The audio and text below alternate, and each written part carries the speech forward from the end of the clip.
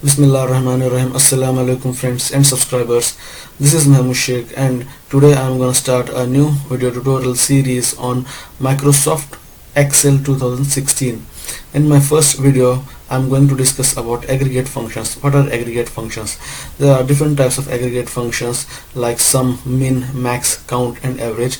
Collectively these functions are called as aggregate functions, and these functions are most commonly and widely used in Excel. Okay, here I have written down the functions sum, min, max, count and average, and I have further written down some list of numbers. And what I'm going to do is I will just calculate the sum of these numbers. So I will show you how we can calculate the sum of a range of numbers in MS Excel 2016. Okay, for that there are many ways by which we can calculate the sum. First is I will just select the range plus one extra cell where I want to display the sum. Now you need to press alt equal key from your keyboard, then you can see sum is calculated automatically in our last cell. Okay, I'll just press Ctrl Z, undo. I will show you once. I will select the range, entire range to which I have to calculate the sum, plus one extra cell, because in that extra cell I want to display the sum. And now I will click alt, I will press alt equal from my keyboard, and you can see sum is displaying in the last cell. Okay, this is the first method of calculating sum, and the second method is I will select the cell where I want to calculate the sum, and now I will press alt equal. Now it has selected the range automatically, and it is showing equal sum F5 to F9 range is been selected. Now I will press enter from my keyboard, then the sum will get calculated. Okay, now this is the second way of calculating the sum, and now I will show you the third way, which is just select the entire range plus one extra cell, because I want to display the sum on that extra cell. Now go to auto sum, click on that, you will get your sum to be calculated automatically in your desired cell. Again, this is the fourth way of calculating the sum, and now I will show you the so this is the third way of calculating the sum, and now I will show you the fourth way of calculating sum. I will delete, and I will select the range plus one extra cell, and I will click on this drop down, and I will click on sum. You can see sum is calculated. Okay, so now we have learned four different ways of calculating sum. First is selecting the entire range plus one extra cell and then pressing alt equal, sum will get calculated. And second one is keeping the cursor or selecting the cell where we want to calculate the sum, and then press alt equal, then press enter, sum will get calculated. And the third one is select these cells to which you want to calculate the sum plus one extra cell, and then click on auto sum, your sum will get calculated. And now the fourth one is select the entire range of cells plus one extra cell, and then go to this auto sum option and then click sum. Okay, so these are the four ways of calculating sum in MS Excel 2016. Okay, now I will show you how you can calculate the minimum value. Okay, for calculating minimum value you need to type equal min open bracket, and then you need to select the range and then close the bracket. Okay, your minimum value will get calculated. And now the second method of calculating min is select the range of cells plus one extra cell, and then go to auto sum. Here you will find a small arrow, and then click on min. You will get minimum value to be displayed on your cell. Okay, so this is how we can calculate the min. If I want to calculate the max, first method is just by typing max and select the range of cells and then close it. Your max value will get returned to you. And the second method is you have to select entire range plus one extra cell, and then come here and click on max. You can see max is calculated. Now we have to calculate count. For equal count, and then select the range, then close it, and then enter. Okay, see, you can see there are 5 numbers in our selected range, so it has written 5. And the second method is you have to select the entire range plus one extra cell, and you need to go to count numbers. Okay, you can see count gets calculated, and here average equal sign average, and select the range. Okay, and then enter. See, average is displaying. So I will show you once again, equal sign avg. Now you can see in drop down you can see the functions, different functions that starts with ave. Now press drop arrow from your keyboard and bring your cursor on your average, and now press tab. Once you press tab, that average function will get selected, and now select the range, close it, then enter. Okay, now this is how we can calculate, we can make use of aggregate functions to calculate our sum, min, max, count, and average. Okay, so in this video we have learned different aggregate functions, how we can use aggregate functions, how we can calculate how we can make calculations using aggregate functions, and different types of sum. And yeah, that's all guys. I hope you like this video. I hope you got some useful information out of this video about aggregate functions. If you like this video, subscribe to our channel, click on like button, share it with your friends, and I will see you guys in my next video, where I'll be discussing on different topics in Excel 2016. Thanks for watching guys. Bismillahirrahmanirrahim. Assalamu alaikum friends and subscribers. This is Mahmoud Sheikh, and from past one video I am working on a tutorial series of MS Excel 2016. If anyone wants to view the Hindi version of this series, for them we will paste the link of this series Hindi version link in a description below. And in our last video we have completed the discussion on aggregate functions, and in this video we will be discussing about paste special. What is paste special and what are different options available inside paste special. Okay, so we whenever we work in MS Excel, we most of the time we used to copy and paste the data from one place to another place. Okay, so copying and pasting is a process where you take the data from one place and you paste it out, or you moved that data into another place. Okay, so inside paste special we have four options like all, formula, value, and link, and these four options allows us to copy and paste our data in different variations. Okay, let us discuss paste by method, paste by all method. Okay, so first you need to select the text which you want to copy and paste. Now press Ctrl C and then go to sheet 3 and then select any of the cell, and then right click on that cell, go to paste special options, and come at the end where you will see paste special option, and click on that. You will get a window where with some set of options. So keep on selected this all option and then click OK.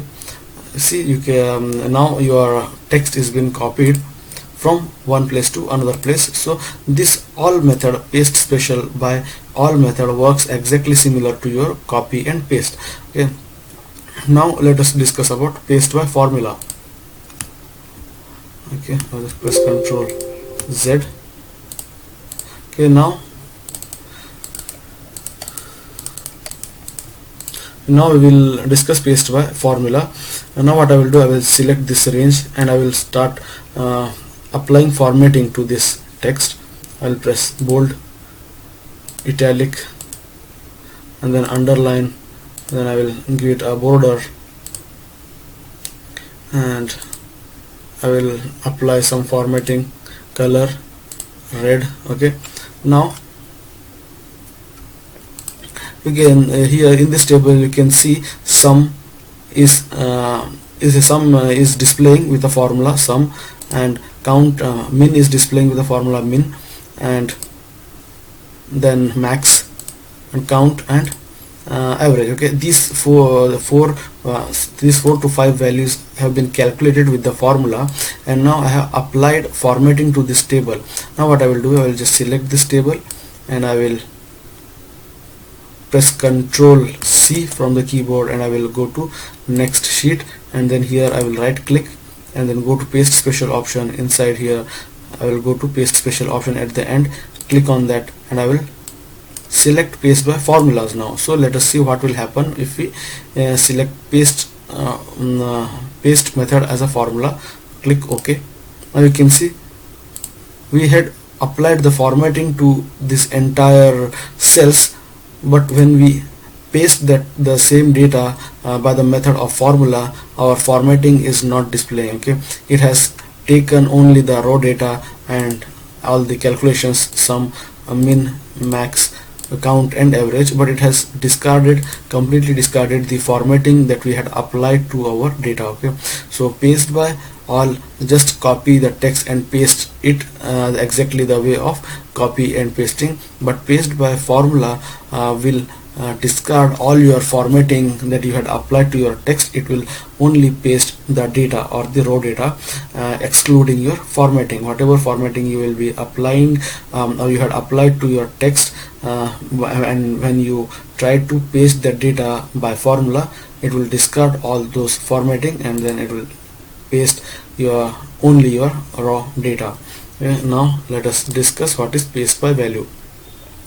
Okay, now let's press Ctrl Z here. Okay, now paste by value. Now what I will do is I will select these many cells, because here in these cells I have calculated some formulas. I have used some formulas here, some, min, max, count and average. Okay, I will select these 5 cells. I will press Ctrl C from my keyboard and I will come to sheet 3 and I will select one of the cell, right click on that cell, go to paste special and then click on paste special option at the end, and then from here I will select paste by value.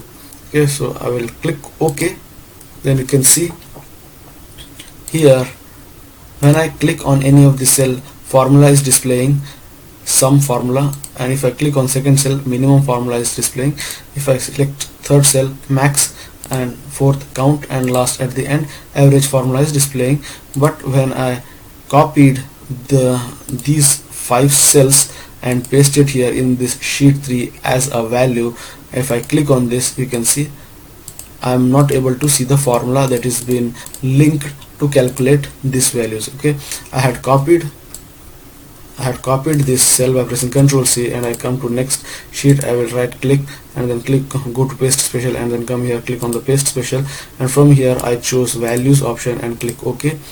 Here I am not getting the formula that was used to calculate these values in this cell. Okay, so with this we understood paste by value allows us to paste only the value, not the formula. Formula will get discarded, only the value gets copied and pasted out in the sheet. Okay, so this is what paste by value is all about. Okay, now paste by link. Okay, now what I will do, I will select this entire table and I will press Ctrl C and then I will come to next sheet. Here I will right click, go to paste special and then paste special option, and here I will select the option as paste link. I will click on this button, paste link, so my data gets copied from this sheet to sheet 3. Okay, now just I will press Ctrl S, and now if I make any changes to my one of these cells, like I will make it as 15, you can say it has changed to 61 automatically because you have using a formula. Now if I make it as 17, now here 16 will get changed to 17. Okay, now if I come to my second page where I had copied that data as a link few minutes back, you can see here also it gets updated. Okay, now you can see here it is 61 and it is here it is 17. If I change the values in one place, 16, now it will become 62, and if I will make it as 18, and now it will become 18, and now I have changed the text in source place. Since I have changed it here, and the place where I had pasted this data as a link, here also the corresponding changes will takes place. Okay, so this helps us to maintain our files, or this helps us to reduce our time of time that is spent on performing any task on the data. Okay, so if you paste your data as a link, then you just have to make changes in one place. In all the other places the data will get changed or updated. Okay, so this is the way of paste by link. In paste all is your just like a normal paste, copy and paste. Paste by formula will paste only the data, not the formatting. Whatever formatting you had applied to that text before copying, that formatting will get excluded, only the raw data will get pasted out. And paste by value, all your formulas will get discarded, only the values will get pasted from one place to another place. And inside link, whenever you paste the data with the help of a link, then link will get established between the two places, between the source and the destinations. And when if you make changes in one place, the corresponding changes will take place in another place. Okay, so this is what paste special and some of the major options that are available in paste special. One more thing I just want to tell you is transpose. Okay, there is one another option which is most commonly used inside paste special is transpose. Okay, now I have the data here. You can see header is column wise, header is horizontally. If I want to convert this table where I can see this header vertically, okay, so for that you just have to select the text, select the data, and then press Ctrl C, then come to this table and then right click to any of the cell, go to paste special and then paste special option, choose option transpose and then click OK. You can see your data has been changed. Previously your header was in horizontal direction.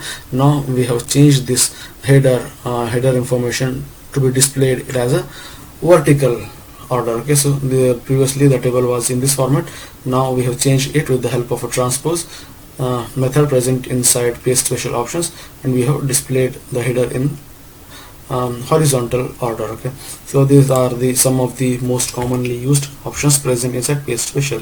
I hope you like this video. I hope you got some useful information out of this video. If you like this video, subscribe to our channel, click on like button, share it with your friends, and we will see you guys in my next video where I'll be discussing few more topics on Excel. Thanks for watching. Bismillahirrahmanirrahim. Assalamu alaikum friends and subscribers. This is Mahmoud Sheikh, and from past few videos I'm working on a tutorial series of Microsoft Excel 2016. If anyone wants to view the Hindi version of this series, for them we will paste the link of Hindi version of this series in a description below. And in our last video we had a discussion about paste special and their options, and in this video we will be discussing about relative reference and absolute reference. Okay, so first we will try to understand what is a reference. Okay, so a reference means when when one cell refers the address of another cell is called as reference. Okay, suppose if I want to calculate the value inside this cell, then this cell should refer the addresses of these two cells, right? Like equal. Now I am referring the address of this cell into this cell, second cell. Now I will just press enter. I get the result. So reference means when one cell refers the address of another cells are called as reference. And there are two types of references: relative reference and another is absolute reference. And this reference concept is one of the most widely used and very important concept in Excel 2016. Okay, so here we have two types in reference. One is relative reference and another one is absolute reference. In relative reference, what happens is whenever you tries to copy the formula from one cell to another cell, the addresses get changed.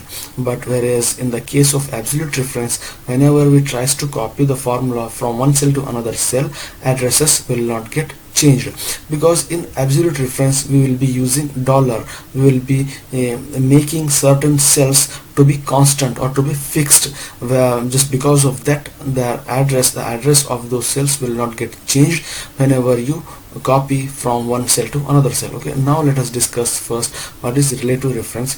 As I said before, in relative reference, whenever you tries to copy the formula from one cell to another cell, addresses will get changed in relative reference. Okay, now let us see how that happens. Okay, now what I will do, I have item pen and I have a rate of that pen is $10 and quantity as 20. So I will calculate the price for those pens. So I will put equal sign and then rate into quantity, and then I will press enter. Okay, now you can see I got the price of 20 pens. Of each pen is having $10. Okay, now I got $200.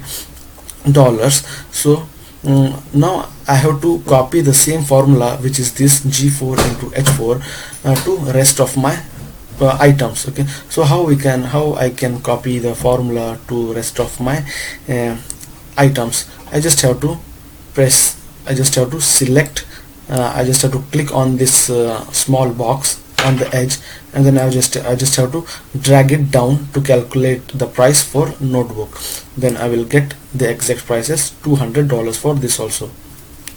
Okay, now you can see for calculating the price for the first item, it has an address, or it has the formula as G4 into H4. Okay, now if when I copy the same formula from first cell to second cell, which is for the first item, to the second item, my address gets changed. Now you can see the address of the cell is, this calculated cell is G5 into H5.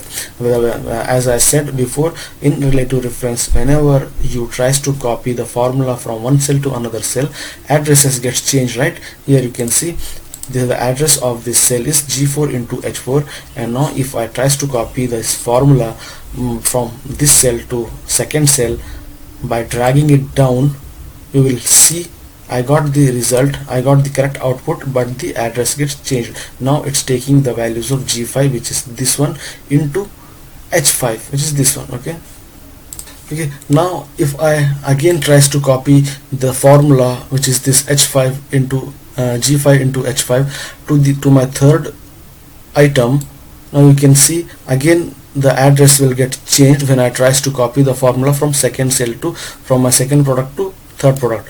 Here you can see the address is G5 into H5, and when I copied the formula from one cell to another cell, the address gets changed here to calculate the result, to calculate the price for these two products. Okay, so this is called as relative reference. So relative reference is a process when whenever you tries to copy the formula from one cell to another cell, addresses get changed. Here the address is G4 to H4, G4 into H4, and when I tries to copy this formula from first product to second item, now I got the address as G5 to H5. So address gets changed from G4 into H4 to G5 into H5. And if I further tries to copy the formula for my second item to my third item, then here I get the address changed from G5 into H5 to G6 into H6 to calculate the price for my third product. Okay, so this is what relative reference is all about. Okay,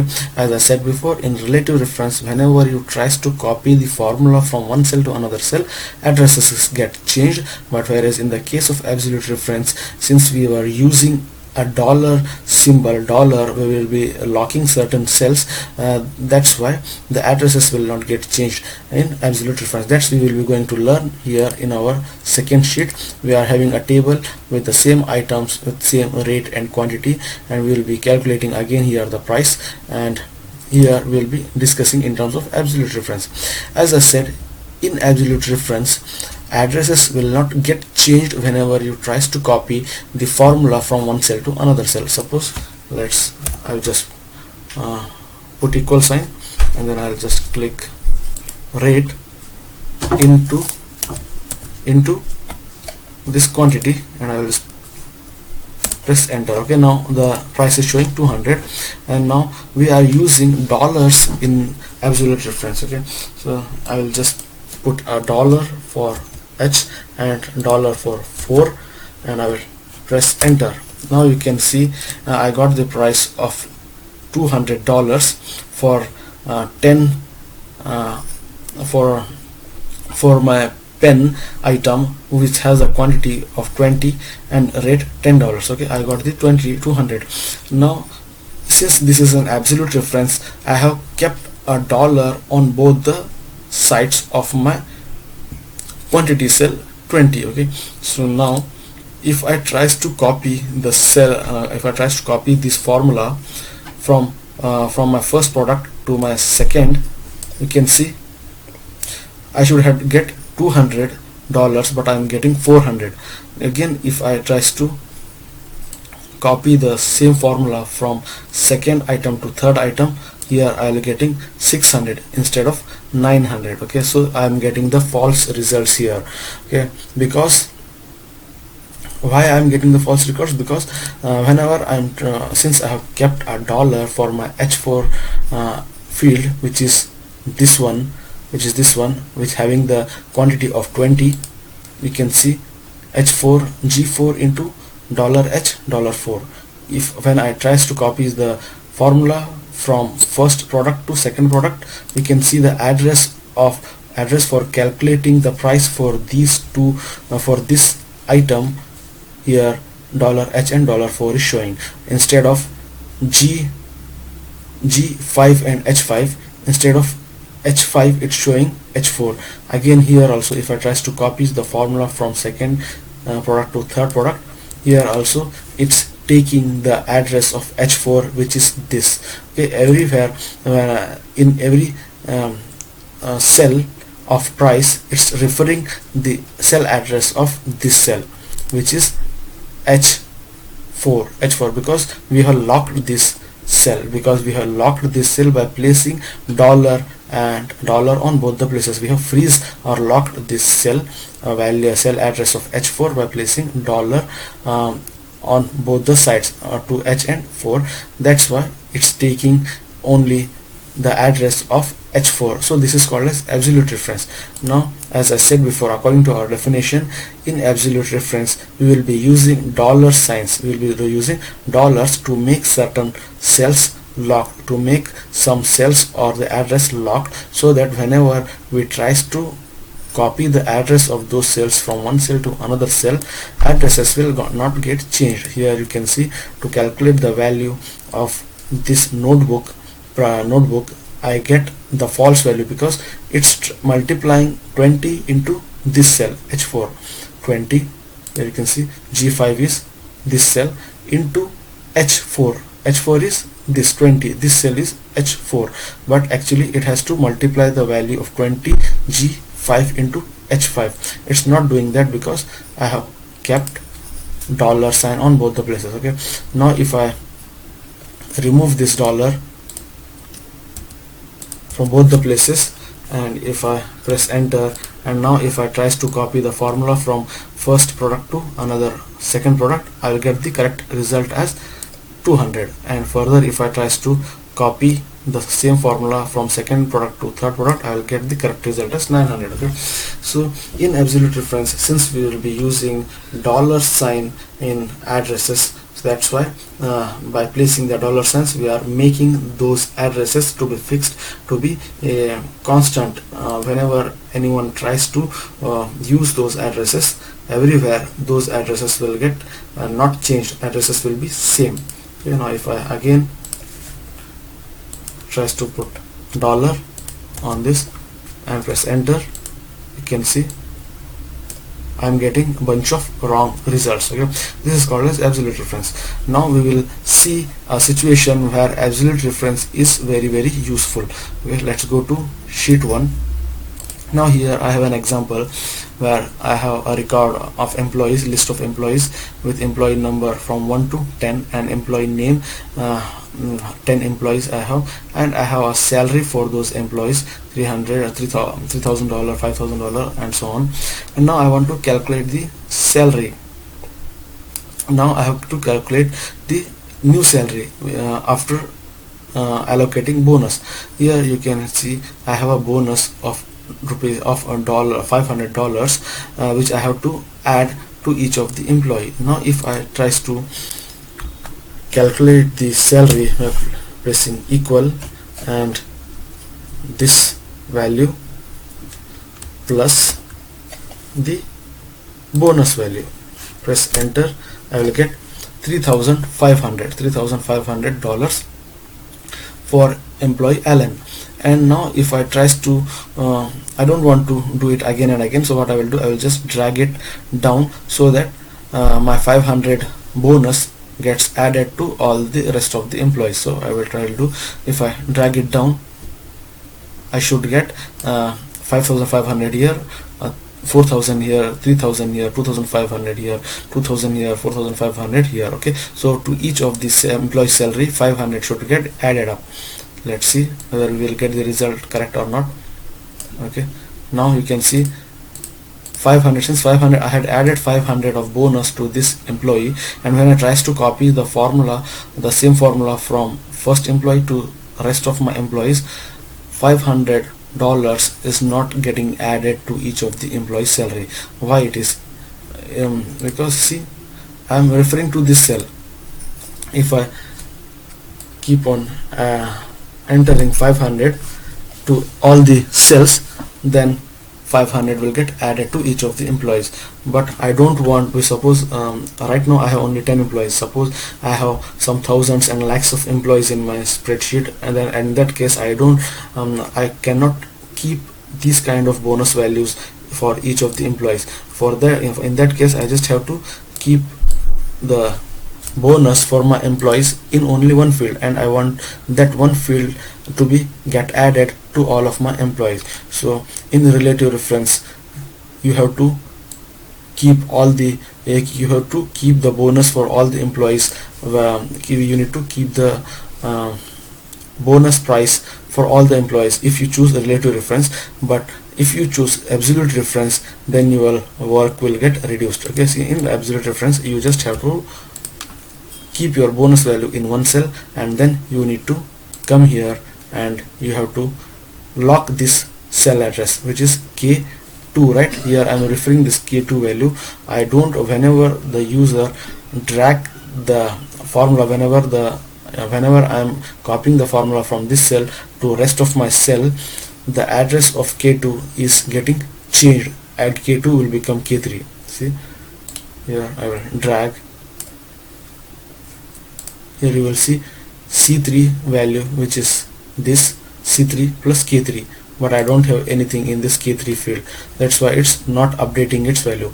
And now here it's calculating the sum for C4, which is this value, plus K4. Here K4, here in K4 I don't have any value. That's why it's not updating its value. For calculating the salary for this employee, calculating the new salary for this employee Samantha, it is taking the address C5, which is this address, plus K5, which is this cell. I don't have anything in this cell, that's why I'm getting a bunch of wrong results. So how we can fix that? So we should, for each employee, I have to refer to this particular cell. So what I should do is, I should lock this value. I should lock 2. I should lock 2 so that whenever I drag it down, see, it should refer to only this cell. My 2 value should not get changed whenever I drag it down from one cell to another cell. So here if I drag it down, here you can see, here also it is K2 and here also it is K2, because I have locked the row address of 2. That's why it is not moving or not updating or not increasing from 2 to 3. Now if I further drag it down to the third employee, here I'll get salary of rupees 3,500 plus 500 bonus. I'll get $4,000. Here if you see the address C4 plus K2, here also it's referring this single cell address. If I further drag it down, here I have the salary of 2,500, and here it's adding the cell address of K5, which is this. Now I want this cell to point this cell address, so I'll just copy the formula from this cell to next cell. Here I got 3,000. Okay, so if I keep on adding the same formula to the rest of my employee salary, then 500 will get added to each of these employees salary. Okay, so this is how in these cases where you need to keep your certain cell to be fixed and you want that cell to be used in all your places, at that time absolute reference is very handy, very important. Okay, so I hope you understand this concept. In relative reference, whenever we tries to copy the formula from one cell to another cell, addresses get changed. That's what we discussed here. But in absolute reference, whenever we tries to copy the formula from one cell to another cell, addresses didn't get changed because we had used dollar there, and we had fixed or we had locked, we had freezes the certain cells, so that the addresses will not get changed. And the use of absolute reference in a normal or in a simple situation is this, where you have the employee salary and you are in a situation that you need to increase the employee salary by $500, and you want to add $500 as a bonus to each of these employees. You can't keep on writing in each of the cell the bonus value. Okay, instead of that, you just have to keep that value in one cell and refer the address, and you just have to lock that address wherever you are referring. Here I have locked this address of K2. Why K2? Why I have kept dollar before 2 is because whenever I drag it down from first cell to another cell, I don't want K2 gets changed to K3. I don't want K3 get changed to K4. I just want 2, which is the row address of this cell, gets fixed. I want the row address of this cell to be fixed, so that every time when I copy the formula from one cell to another cell to calculate the new salary, I should refer the address value of this address, which is K2. Okay, so I hope you like this video. I hope you got some useful information out of this video. If you like this video, subscribe to our channel, click on the like button, share it with your friends, and I will see you guys in my next video, where I will be discussing few more topics on MS Excel 2016. Thanks for watching. Bismillahirrahmanirrahim. Assalamu alaikum friends and subscribers. This is Muhammad Sheikh, and from past few videos I am working on a tutorial series of Microsoft Excel 2016. If anyone wants to view the Hindi version of this series, for them we will paste the link of this series Hindi version in a description below. And in our last video we had completed the discussion on reference and the types of references, which are relative and absolute reference. Here in this video we'll be discussing about protect worksheet, how we can make our worksheets to be password protected, so that no other persons can make any changes to our data, to our information, or whatever we have written in our spreadsheet. Those information should be password protected. Okay, now suppose this is my worksheet and I have written some details of my employees in this spreadsheet, and apart from me, my other friends are also using this spreadsheet or as a worksheet. So I don't want any other person to make changes, or to add an employee, or to delete an employee, or to make some updation in any of the employees in this spreadsheet. So in that case, what I should do is I will just go to this protect worksheet, protect sheet. I will just click on it and I will enter the password. Okay, now before setting a password, I just let you know that I can make any changes in this spreadsheet right now. I can write anything in this spreadsheet now, and I can delete the data also. Okay, I can delete the data also from this spreadsheet. Okay, now if I want to make this spreadsheet as a password protected, so that other persons or other of my users cannot make any changes to the spreadsheet, then I have to go to protect sheet, and here it will ask me to enter the password for my spreadsheet. So now I will enter the password. Okay, now I will click OK, and again it will ask you to re-enter the password. So I will just re-enter the password. Okay, and I will click OK. Okay, now my spreadsheet or my worksheet is now password protected. Now if anyone comes to this sheet, and if anyone tries to write anything, like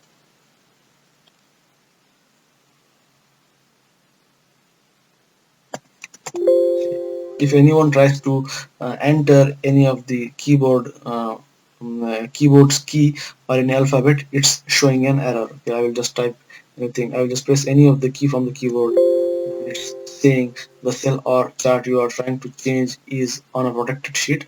To make change unprotect the sheet, you might be requested to enter a password. Okay, so now it's saying me that the worksheet to which I'm trying to make any changes, or the worksheet to which I'm trying to add any data into it, that sheet is password protected now, and if in order to make some changes in this sheet, you need to enter your password. Okay, now uh, I'll just right click here, and you can see all the options are disabled. All the options are disabled because I cannot make any changes because this sheet is password protected. If I try to de delete, I'll just try to press delete button from my keyboard. It took me the same error. Okay, that means it asking me to enter the password which I have set for this spreadsheet to access. Now what I will do, I will just unprotect it by going to this review tabs, and then inside review tab and changes group, I will have to click on unprotect sheet.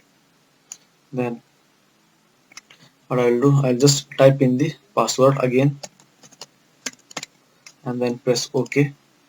Okay, now if I want to delete any of the record, then you can see all the options are now enabled because I have entered the password and I have unprotected the spreadsheet. Now I will just click on delete.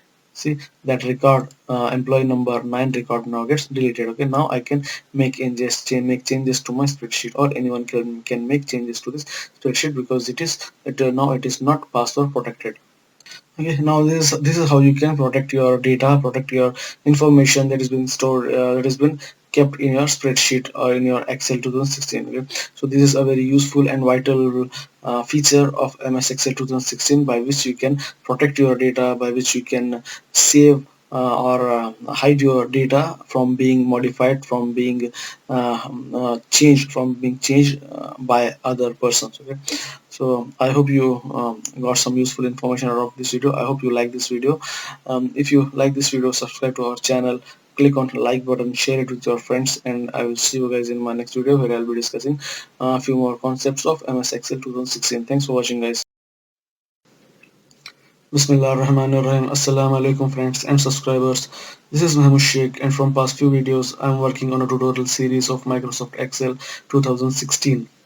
If anyone wants to view the Hindi version of this series, for them we'll paste the link of this series Hindi link in a description below. In our last video we had completed the discussion on product worksheet, and in this video we will be going to discuss on one more topic, which is freeze and unfreeze.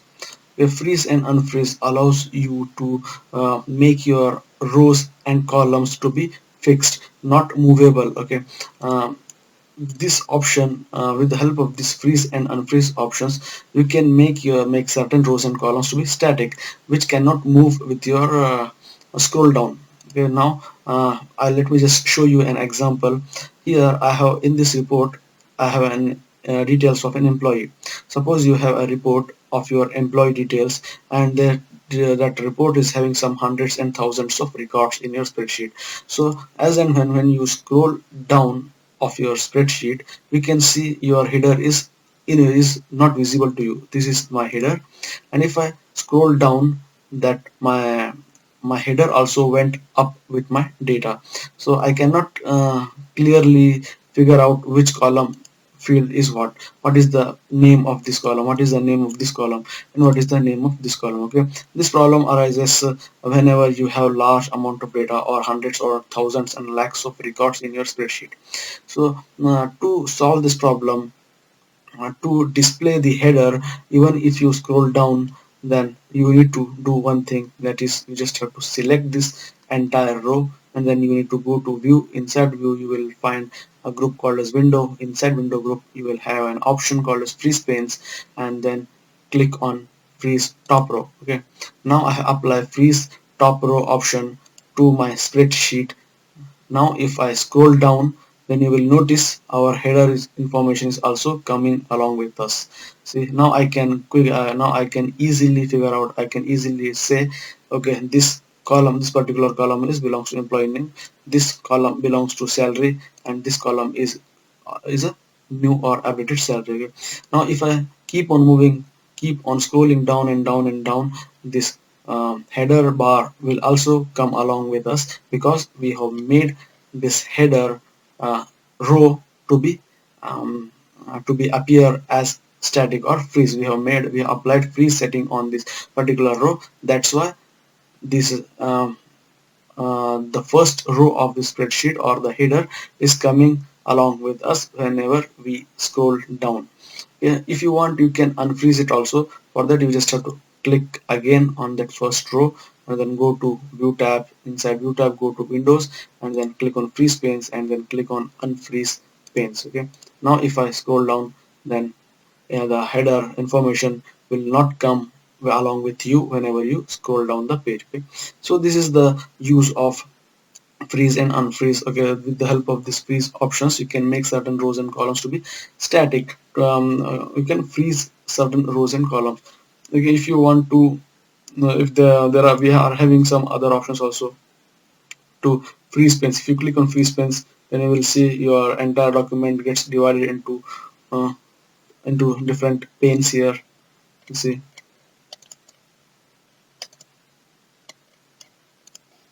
like this. I press Ctrl Z. Okay, now I will go to freeze panes and then unfreeze panes. Now I have kept cursor here on this 10th row, and now I will click on freeze panes. Then you will see freeze has been applied here.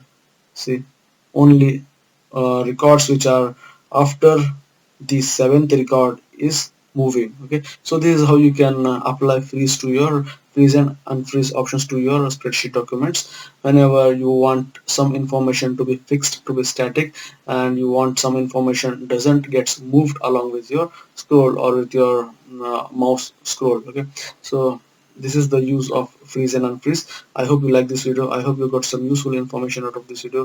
If you like this video, subscribe to our channel, click on like button, share it with your friends, and I will see you guys in my next video where I will be discussing few more topics on MS Excel 2016. Thanks for watching. Bismillahirrahmanirrahim. Assalamu alaikum friends and subscribers. This is Muhammad Sheikh, and from past few videos I am working on a tutorial series of Microsoft Excel 2016. If anyone wants to view the Hindi version of this series, for them we will paste the link of this series Hindi version in a description below. And in our last video we had a discussion on freeze and unfreeze, and in this video we will be going to discuss about macros. Okay, macros are one of the most important concept in Excel 2016. Macros are the automated tasks that allows us to automate or frequently perform tasks that allows us to automate or frequently perform tasks, or the tasks that are used to perform on a regular basis. We can automate those tasks instead of doing it every day again and again. Okay, let me explain you with an example. Suppose you guys are creating reports every day. Every day you are creating one report and you are formatting this formatting with the same formatting styles. Okay, today you have done one report and you have to format it using formatting options. Okay, then tomorrow again you have to come to office and then you have to create another report, and to that report you have to again apply the same formatting. So what I'm saying is, instead of doing all this formatting again and again, instead of every day coming and creating reports and then formatting with the same formatting styles again and again, why don't you use macros? Why don't you record your all formatting stuff, so that next time whenever you will be doing the formatting again, then you don't have to do all those formatting options again and again. You just have to call that macro. Okay, you just have to press the shortcut key that was used to call that macro, and your formatting will be done. Okay, so I will show you how you can record a macro and how you can make use of macro to complete your work very quickly, very efficiently. Okay, here I have a report, or I have a marks card, and I have created this mark card now, and now I need to format this marks card. I need to apply some colors, background colors, and then font style, font family. I want to apply the different types of formatting to my marks card before I submit it to my senior. Okay, suppose for that, what you should do, you have to go to your view tab. Inside view tab, go to macros, and inside macro group you will get the option macros. Click on that and then click on record macro. Okay, then you need to give a macro a name as formatting. Okay, and here you need to give a shortcut key. Let me just give this as a shortcut key of J, capital J, and then shift will automatically get added to your shortcut key. Okay, so whenever you will be calling this recorded macro, then you just have to call control plus shift plus J. Okay, now I'll click OK. The moment when I click on OK, here you will get an icon showing that it will display you a message saying that you are currently recording a macro. Okay, now I will just click on OK. The moment when I click OK, each and every activity, even if a single click, will get recorded inside the macro. Okay, I will click OK now, and you can see here a small icon is displaying here, a square box saying that a macro is currently recording. Okay, now I will start my formatting. I will just select this. Okay, let's just I will close this, stop this macro. Okay, first before recording a macro, you have to select your table. First you need to select your data, and then you need to go to view and then go macros, and then you need to click on record macro and give it a name as formatting, and let me just give a shortcut as J, and now I will click OK. Okay, there is an already macro assigned to that key. Okay, you should assign a different. Okay, let me just give M. I will click OK. Now you can see a small icon is displaying here saying that a macro is currently recording. Now I will go to my home tab and I will start applying formatting to my table. I will make it as bold, and I will apply border to my table, and I will just decrease the size, and I will give a color as okay, and background color as okay. Now just change it and make it as different color.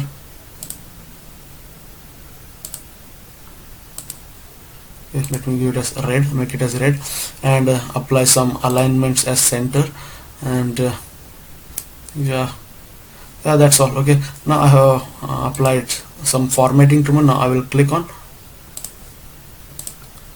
stop recording. Okay, now you can see I'm getting a different icon here. No macros are currently recording, and that means we have right now we have stopped our macro, and we have recorded a macro for formatting our table.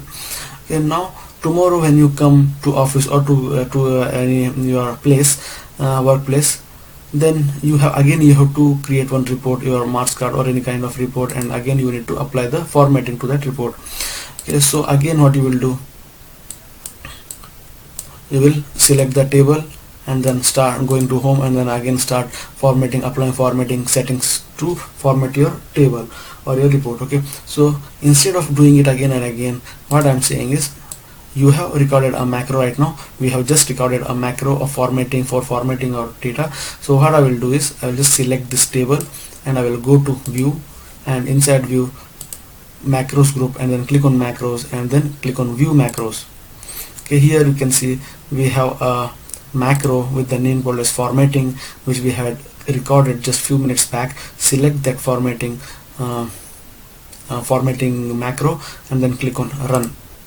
See, automatically within a quick span of time, within a fraction of seconds, all the formatting which I had done for this table is applied to this table. Okay, second table. Okay, so this is how you can quickly complete your work. You can quickly and easily and efficiently complete your works within less time. Okay, now let us have I have another table here inside my sheet 3. So now what I will do is we had given a shortcut while recording this macro, right?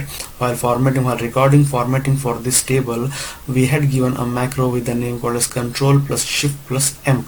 So now I will call the recorded macro by using their shortcut. So for that I will just apply the macro which we had recorded on this table. I will apply that macro on this table. So for now I have to call that macro by pressing control plus shift plus M from our keyboard. The moment when I click on Control plus Shift plus M, our recorded macro will gets called up and apply those recorded formatting on this table. Okay, now I will press Control plus Shift plus M. You can see I didn't went to this view tab and go macros group. I didn't done anything from here. I just call the recorded macro with the help of shortcut key which I had applied while recording macro for formatting this table. Okay, so this is how you can make use of macros functionality to complete your task, to complete your work within no time. Okay, so I hope you like this video. I hope you got some useful information out of this video.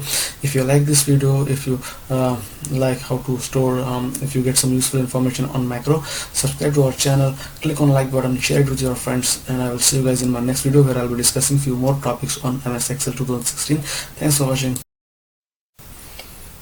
Bismillah ar-Rahman ar-Rahim. Assalamu alaikum friends and subscribers. This is Mahmoud Sheikh, and from past few videos I am working on a tutorial series of Microsoft Excel 2016. If anyone wants to view the Hindi version of this series, for them we will paste the link of the series Hindi version in a description below. In our last video we had a discussion on macros, what are macros, how to record macros, and what are the benefits of using macros. And in this video we will be going to discuss about if condition, normal if condition. Okay, here I have some data let us make it as student. Okay, student, copy. Okay, here I have listed down some student numbers and their names and the percentage that they have taken and the status. Okay, now with the help of if condition allows you to make some decision based on some condition. Like if condition format is, you just have to first start with the symbol equal and then if and then open bracket. Here you will get the suggestion as your if condition should have the following parameters. One is the logical operator, logical test, and the second parameter is value if this logical test is true, and the third one is value if false. Okay, so logical test can be your condition with your condition test with your using your logical operators. Now I am taking the logical test as if this cell value, which is C2, I'll select this cell, C2 is greater than and equal to 35. Okay, now I have set a condition saying that if this cell value, if the cell value C2 is greater than and equal to 75, which is true in this case, then I will print OK. Okay, if this first condition true, then I should display OK in this cell which is in D2, otherwise I should display not OK. Okay, if the user Alan has taken greater than 35%, which in this case true, now it will display me OK. And if this C2 is having less than 35, then I should display not OK. According to this if condition, it takes three parameters. One is the logical test, based on what you are validating your cell, that condition will be the first parameter, and the second parameter is what you want to display if the first parameter gets satisfied, and the third parameter is the message that you want to display if the condition in the first parameter gets failed. Okay, now I will just press enter. Now you can see according to our condition, C2 is having greater than 35. That's why I got the message from parameter 1. Okay, now I'll just press enter, and if I drag it down to the rest of the columns, rest of the cells till fifth record, see, for the fifth record, for the fifth student, I am getting not OK, because here C6 value, according to this statement, according to this condition, C6 value, which is 25, is not greater than or equal to 35. It is not greater than 35 or not greater than or equal to 35. So this condition is not true, since because C6 value is less than 35, which is 25. You can see here, since this C6 value is less than 35 and condition not true, that's why the last third parameter will get satisfied. If the condition gets true, second parameter will get satisfied. You will get the message which is given in second parameter if the condition gets satisfied. If this condition didn't get satisfied, then the message which is stored inside the third parameter will get returned. Okay, that's exactly what is going on right now here in this. For the student named Michael, who has the percentage less than 35, that's why condition didn't get satisfied. As a result of that, we are getting not okay. And if I further drag it down, you can see this. For this one also, Rahul is also having less than 35 percentage, which is 30. That's why I'm getting not okay for Rahul as well. And the rest of the records are having greater than 35. That's why second parameter will get returned. If the condition gets true, if this condition gets true, then second parameter will get returned. If the condition gets failed, then the third parameter will get returned. Okay, so I hope you understood the concept of simple if. In our later tutorials, we will be discussing the nested if, where we will be calculating the grades of the students based on their percentage. If the student is having greater than or equal to 70, then we will display distinction for that student. If the student has scored less than 70 and greater than or equal to 60, then we will be displaying first class for that student. If the student is scored less than 60 and greater than or equal to 50, then we will be displaying second class for that student. Okay, so all those functionalities we will be going to achieve with the help of nested if condition in our later movies. Okay, I hope you have got the simple if concept clear. I hope you understood this very well. See how simple if works and what will happen when we apply these kind of parameters to a simple if. Okay, the simple if will be the basis for complex if, where we'll be creating grades marks card in our later movies. Okay, I hope you like this video. I hope you got some useful information out of this video. If you like this video, subscribe to our channel, click on like button, share it with your friends, and I will see you guys in my next video, where I will be discussing few more topics on MS Excel 2016. Till then, thanks for watching, guys. Bismillahirrahmanirrahim. Assalamu alaikum friends and subscribers. This is Mahmoud Sheikh, and from past few videos I am working on a tutorial series of Microsoft Excel 2016. If anyone wants to view the Hindi version of this series, for them we will paste the link of Hindi version of this series in the description below. And in our last video we had a discussion on simple if condition, and in this video we will be going to discuss on nested if. We will be going to learn how we can combine different or multiple simple if conditions to make a nested if condition. Here we are we will be calculating the grades of different students based on their percentage, and we will be displaying grades from distinction to fail. Okay, if the student scored 70 and above, we will display distinction for them. If any students scored less than or equal to 60, then we will be displaying first class, and then similar for pass class and second class, and then fail. Okay, so we will be using nested if condition. We will be considering simple if condition, which we have discussed in our previous movie, as a base for it, as a foundation for this, because if you understood if condition very well, then it's like a piece of cake for you to create a nested if condition. Okay, so you just need to copy and paste simple if condition 4 or 5 times to make it as a nested if condition to calculate the grades of students. Okay, I will just show you how you can create your own nested if condition using simple if condition. Okay, I suggestly recommend you guys to watch my previous movie where I have explained completely about simple if condition. If you understood simple if condition, then it will be very much easier for you to grasp or to understand nested if condition. Okay, so we'll just start creating or writing in our complex or nested if condition. So again, you have to start with equal sign.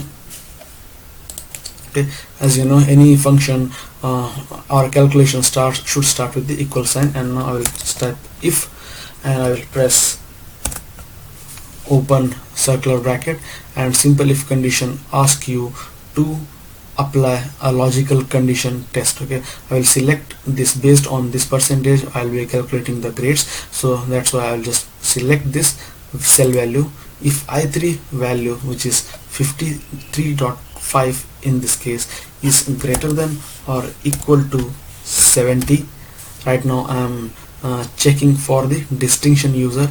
If this value is greater than or equals to 70, then I will display distinction for that user or for that student. Else I will check for the 60 percentage student. I will validate. I will try to validate for first class student.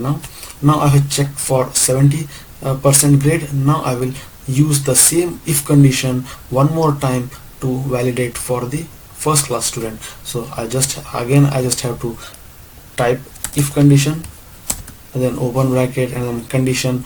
I have to select the same cell value, cell address, and then comma. If I3 is greater than or equal to 60, then I'll be displaying first class. Okay, now I'm done with the first class student.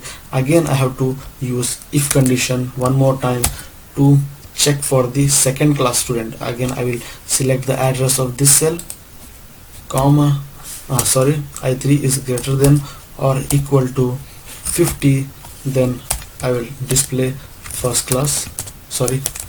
second class. Okay, again I will put a comma, and again I will use same if condition one more time to display the result for past class student. Again, use if condition and a cell address, which is this one, percentage cell address is greater than or equal to 35, then I will display past class.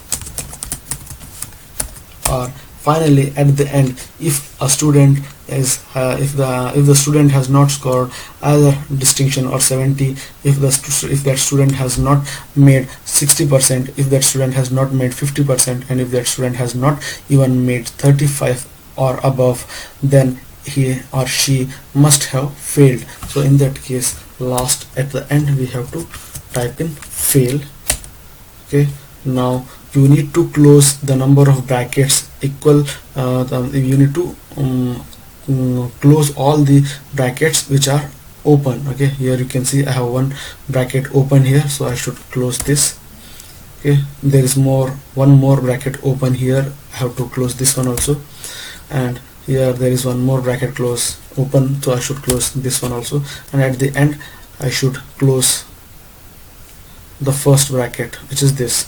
Okay, one more time. Okay, so 4 brackets are open, that's why I have closed 4 closed brackets. So now I will just press enter, and you can see I had given a condition saying that if the student has scored greater than or equal to 50, then see here, if any student has scored greater than or equal to 50, then it should be display a message saying that second class. That's what exactly displaying here. Okay, because the percentage here is greater than or equal to 50, either greater than or equal to 50. That's why I'm getting a message saying that second class. Now I will just double click on this small square box. Okay, now you can see our formula has been applied to rest of the rows. Here I'm getting the fail message for my last student. Here see he has scored less than 35, which is not defined in this condition. That means if the user has scored less than 35, then it should be fail. Okay, that's why it's showing as fail. Here has one student has taken greater than 35 and has percentage is having is 37, but greater than 35, that's why it's showing as pass class. Here in the condition I have mentioned condition for all those students who have scored greater than or equal to 35 display pass class, and all the students who scored greater than or equal to 50 display them second class. Here okay, all the students who have scored greater than or equal to 60%, I have given them first class. Okay, so this is how you can make a nested if condition to calculate the grades of the students. Okay, if I make some changes in any of the students marks, then the corresponding changes will take place in grades also. Okay, let me show you that. I'll just make it as this one is right now is it is 63.5, which is first class. Now I will make it as 10. You can see it will change to second class. Now if I make it as 10, again it will make it as pass class. Okay, so this is how we can create a marks cards using nested if condition in MS Excel 2016. Okay, I hope you got some useful information out of this. I hope you understood how to make a nested if condition using simple if, and how you can create a simple marks card using nested if condition. Okay, if you like this video, if you got some useful information out of this video, subscribe to our channel, click on like button, share it with your friends, and I will see you guys in my next video, where I'll be discussing for a few more topics on MS Excel 2016. Thanks for watching. Bismillahirrahmanirrahim. Assalamu alaikum friends and subscribers. This is Mahmoud Sheikh, and from past few videos I am working on a tutorial series of Microsoft Excel 2016. In my last video I had an explanation on nested if, and if anyone wants to view the Hindi version of this series, for them we will paste the link of this series Hindi version in the description below. And in this video we will be going to discuss about one of the most important topics of Excel 2016, which is interpretation of error values. Interpretation of error values is a topic are those errors which you used to see. Normally we used to see while performing any kind of calculations or any kind of operations on MS Excel. Okay, so normally whenever we will be doing any kind of task in Excel, we used to get few errors like name error, num error, not available error, null error, divide by zero error, ref error, and value error. Okay, all these many errors we used to get most of the times whenever we will be doing any kind of mathematical or any kind of calculations in MS Excel. So in this video, in this movie, we will be going to interpret those errors or those error values. We will be going to analyze in which scenarios or on which situation we came across these many errors. Okay, first let us start with our discussion with name error. Okay, name error. We used to see name error whenever we misspelled the name of any function, or if we are not providing the parameters properly that has been asked by that function. Suppose let us here I have written some numbers from 1 to 7, and I want to make a sum of these numbers. Now what I will do, I will just write sum bracket open, and then I'll just select this range of numbers and close the bracket, and then I hit enter. Okay, then I will get the sum of these many numbers. Okay, suppose if mistakenly with unknowingly I misspelled the name of the function sum. Instead of sum I type su and then the range of numbers, and now if I click on enter, then I will get name error. Okay, so name errors occurs whenever we misspell the name of any function. If I type in average and hit enter, I will get the average of these many numbers. And suppose if I just type it as avg instead of full average function, it's no. Okay, then see, I get a name error. Okay, so now we came to know on which situation we used to we used to see name error. Okay, whenever we type any function, whenever we misspelled any function, any Excel function, at that time we will be getting a name error. Okay, next we will be going to discuss num error. When we will be going to get num error? Okay, in which situation we will be getting the num error? Okay, let's discuss here. Here I have written an example of num error. Here you can see I have written a function here, sqrt. Okay, so num error occurs whenever we tries to pass a non-positive or a negative value inside any function, then it will return us a num error. Okay, here you can see I have written a square root function equal sqrt of, I will now I will try to make a square root of -9. I will close this and then I will press hit enter. Then you can see it's showing me a num error because I have given a parameter to a square root function which is a non-positive number, which is a negative number. Now if I make it as +9, and now if I click here, you can see now it's displaying me the correct answer, square root of 9, which is 3. If I make it as -4 also, it will display me an num error saying that we have provided an invalid data into that function. Okay, instead of positive number we have entered negative number for calculating the square root. So in that situation we will be getting a num error. Okay, next we will be going to see not available error. When we used to get not available error in Excel. Okay, suppose we have a database with us, and in that database we have some products or items, and we are looking for certain we are looking for any product, let us say printer. Okay, now I'm looking for a printer and this is my database, and I'm looking for printer and its price. I want the price of printer to be displayed here using a VLOOKUP function. So what I will do, I will just delete this. I will equal VLOOKUP, and here it will suggest you the parameters that this function requires us to enter. Okay, first one is lookup value. So first we need to select or enter the value that we are looking for. In this case we are looking for a printer. Okay, then comma, table array, we are looking for printer in what we are looking for printer, we are looking the price of item printer inside this database, right? So we have to select this complete database or table as a table array, then comma, and now we need to enter the column index number. Okay, we are looking for the price, we are looking for the price of this printer, right? So here we need to calculate what is the column number of the price, because we are looking for the price now, price of this printer. So first we need to, here we need to check the column number of this price column. Therefore we need to start from here. This will 1 and this one is 2, 1 and 2. So our price information is present in second column in this table, so we should provide 2.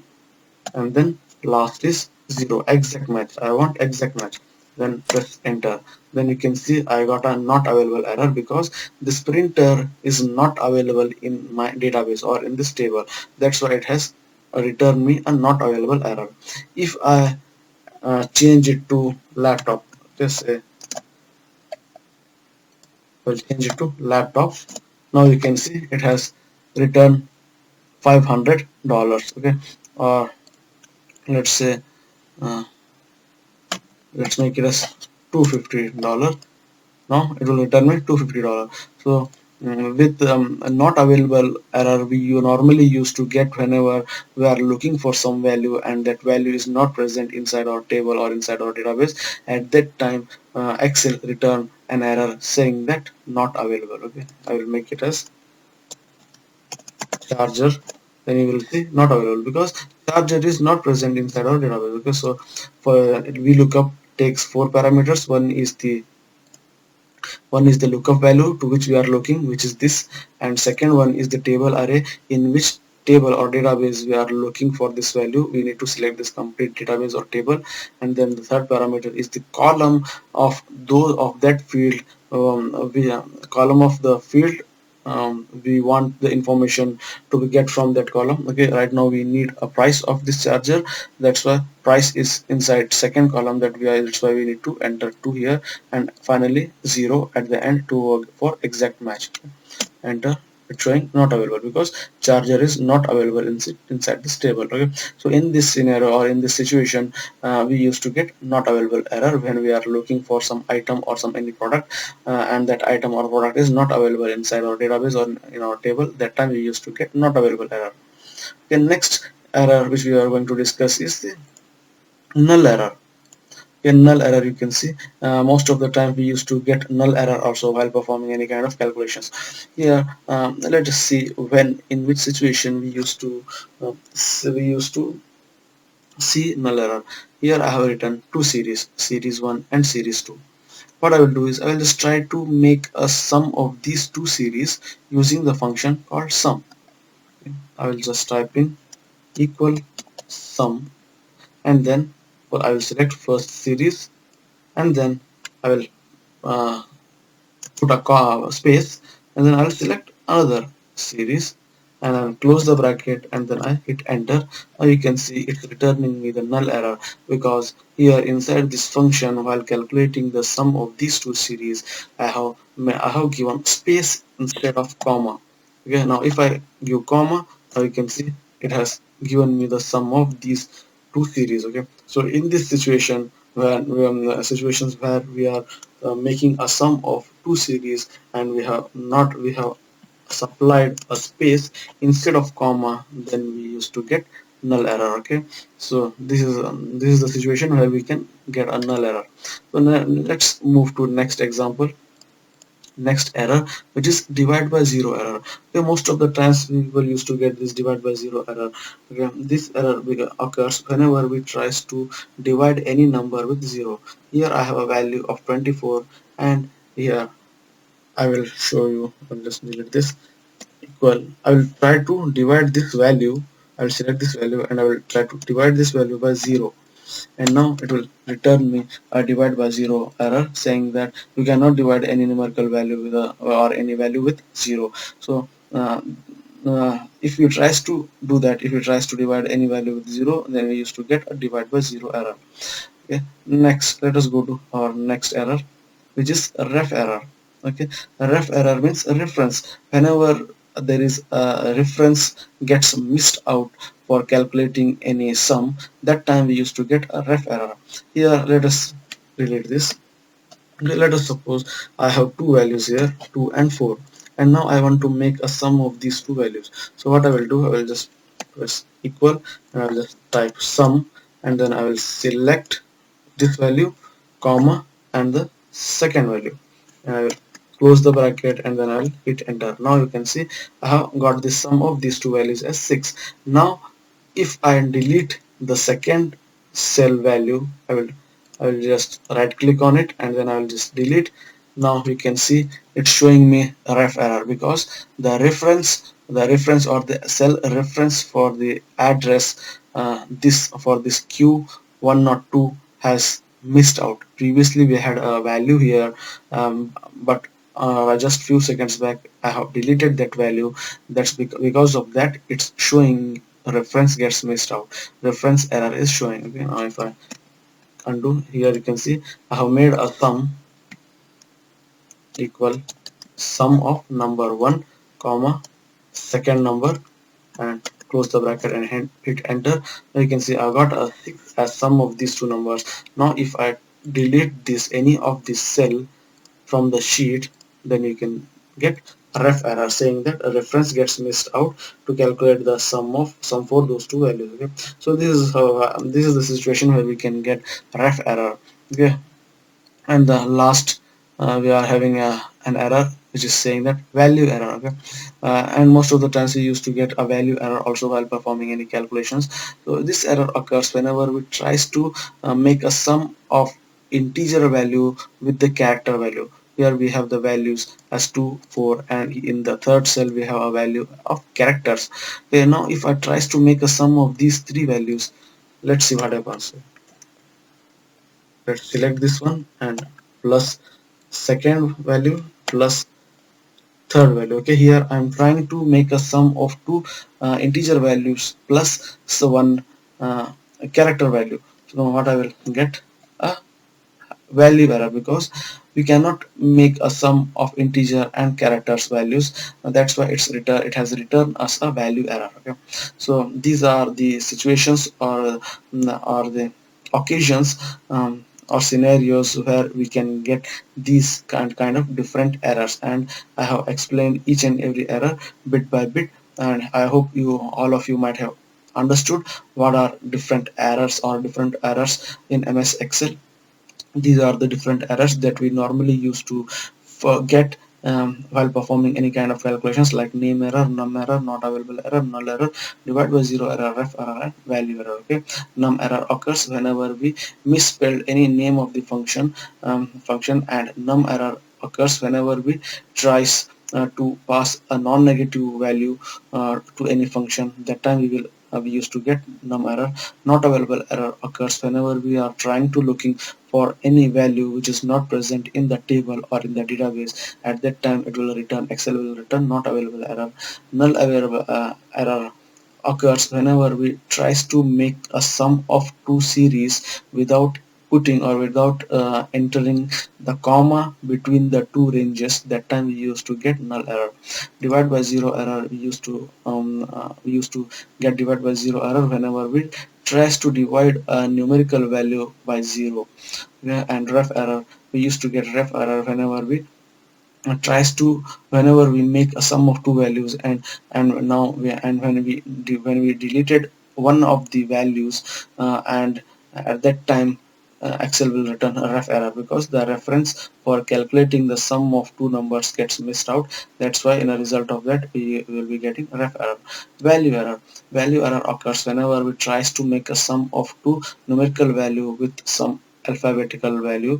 Then we will be getting a value error. Okay, so I hope you got some useful information out of this video. I hope you now understood what are different types of errors in Excel, and what are the reasons of getting these different types of errors in Excel.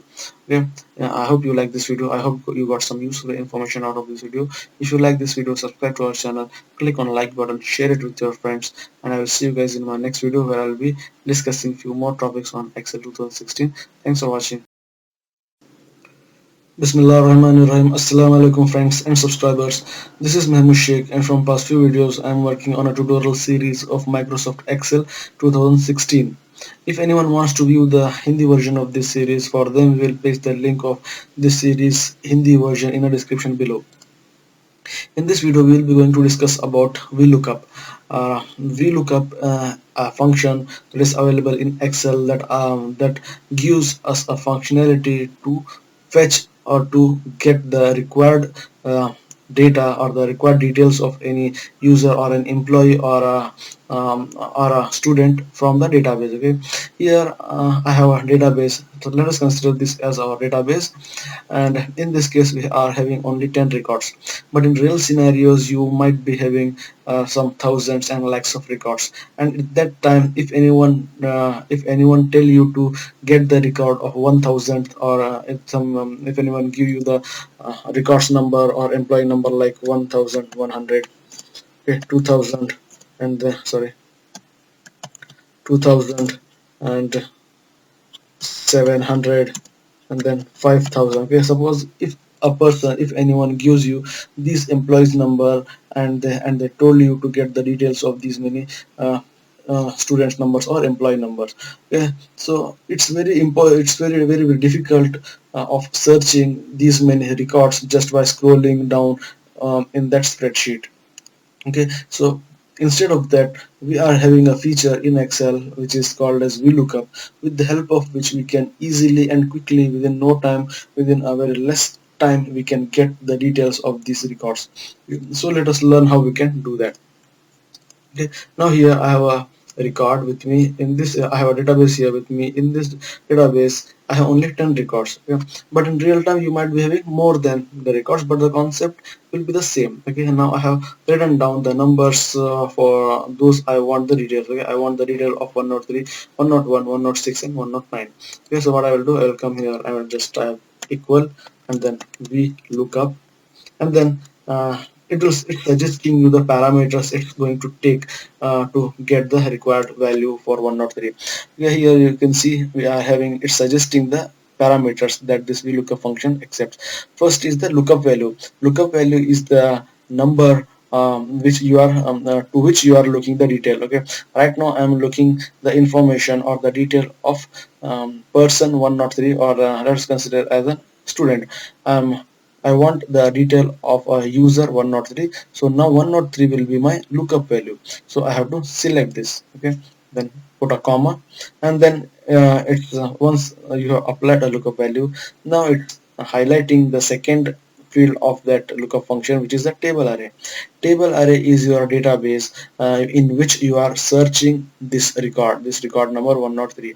Okay, so our database is, which is this one. Okay, this is our database. We have to select the entire table. Okay, once I select the entire table, and I need to press or enter comma again, and now here it's displaying the column index number.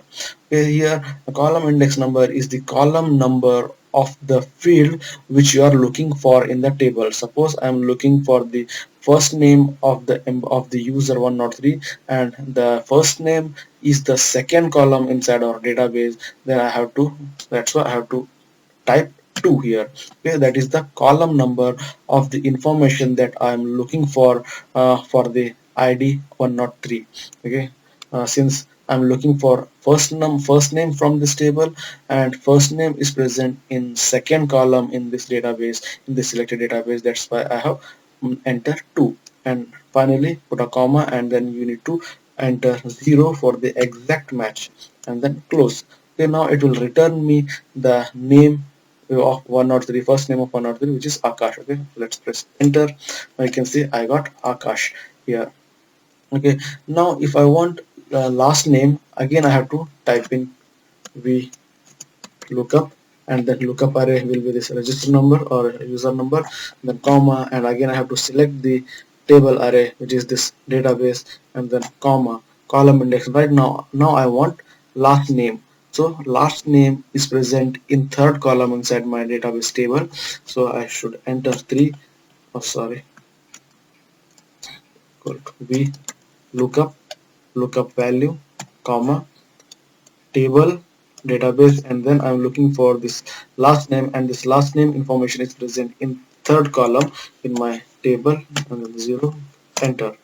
Okay, now if I want city information of this ID 103, again I have to type equal VLOOKUP, and then lookup value 103, comma, table array will be our database table, then comma, and the city is present in fourth column in my database table, then that's why I will put 4, comma, 0. Okay, enter. Okay, so I have to do the same thing for the rest of my columns again and again. Okay, with this method I have to type in the column number again and again for each and every column. Okay, so this is not the actual way, this is not the correct way, because if you are having 2-3 columns of information, then it will be okay for you. But if you are having some 15 to 20 columns in your database, then it will going to take lots and lots of time. So in to avoid that situation, what we can do is, instead of this column number equal VLOOKUP, then select the ID and then the database, comma, and now here it's asking us the column number. Okay, instead of typing in the column number manually, what we can do is we can make use of column function, which is available in Excel. Column number will gives us the number of that column which we have selected. Okay, right now I want the column number of this second column, so I will just select the second column, any of this cell of the second column. Okay, I don't have to select, it's not required that I have to select only this second row, any cell.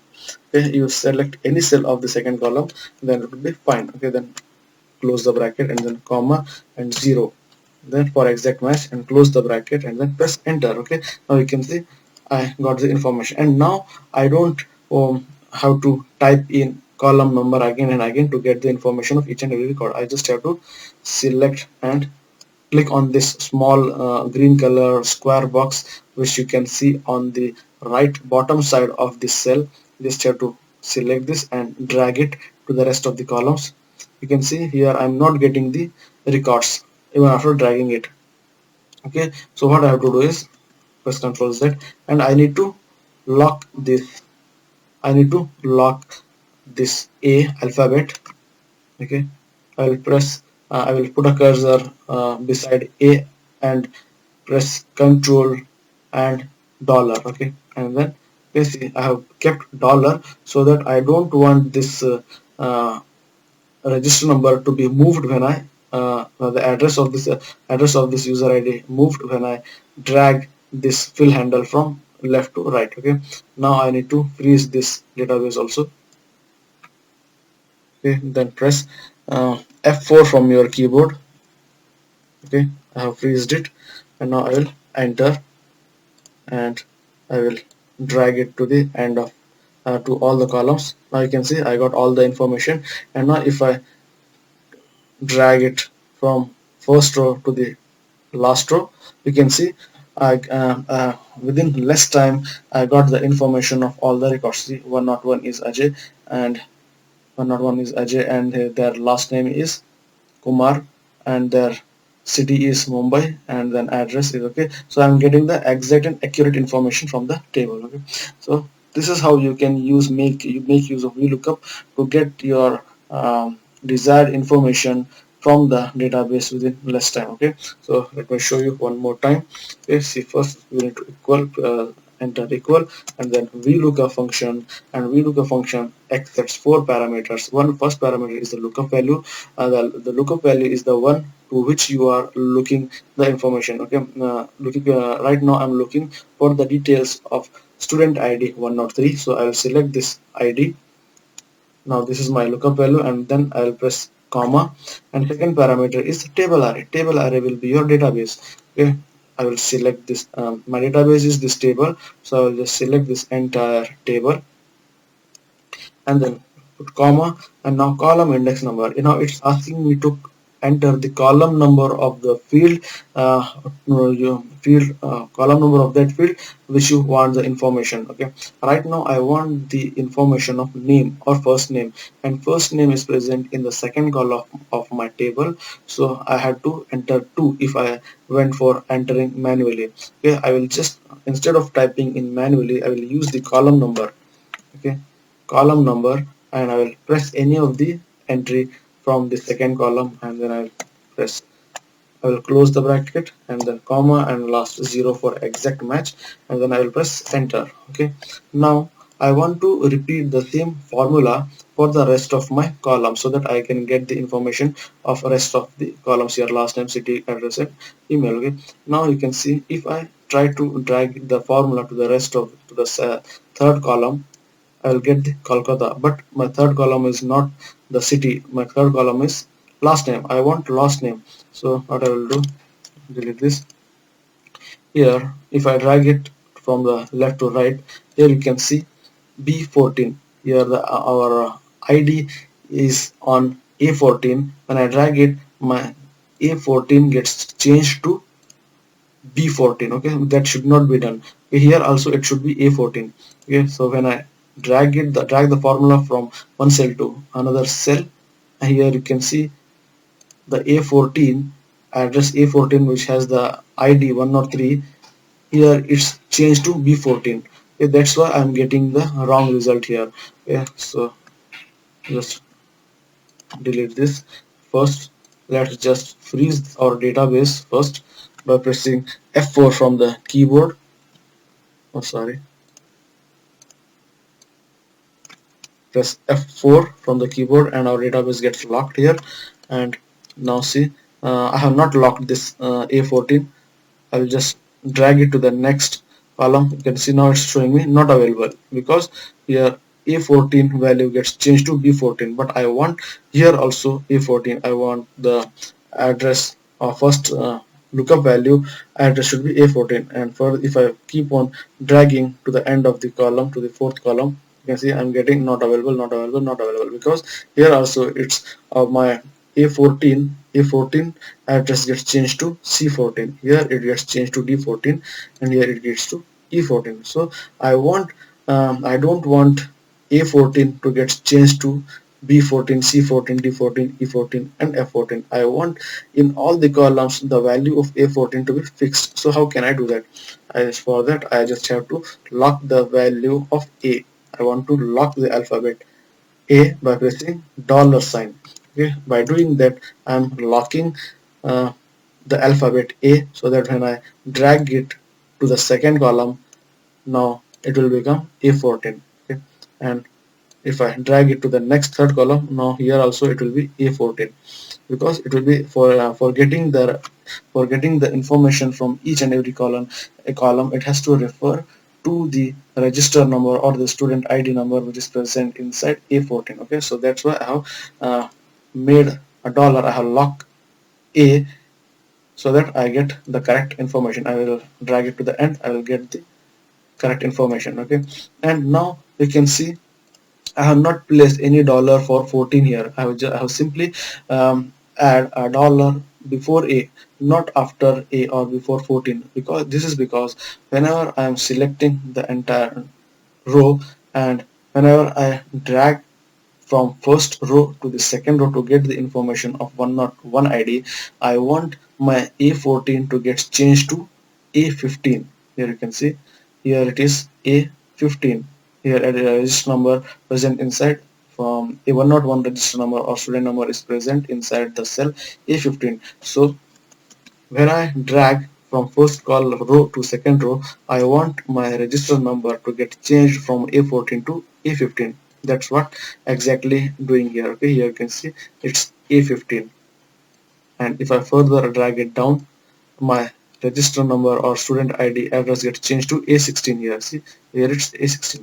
So what if I kept a dollar on both the sides? Okay, now I have kept dollar to both A and to 14. Now you can see I will get a bunch of repeated records everywhere. In every row it started to copying A14, A14, A14, which means it will refer only this register number to get the information of 101. See, if I drag it down, you can see I get the same information. Here you can see here it's referring A14 instead of A15. If I again, if I further drag the formula to the rest of the two rows, here also I'm getting incorrect information, because you see Akash, because here it's A14 referring A14, which is this 103.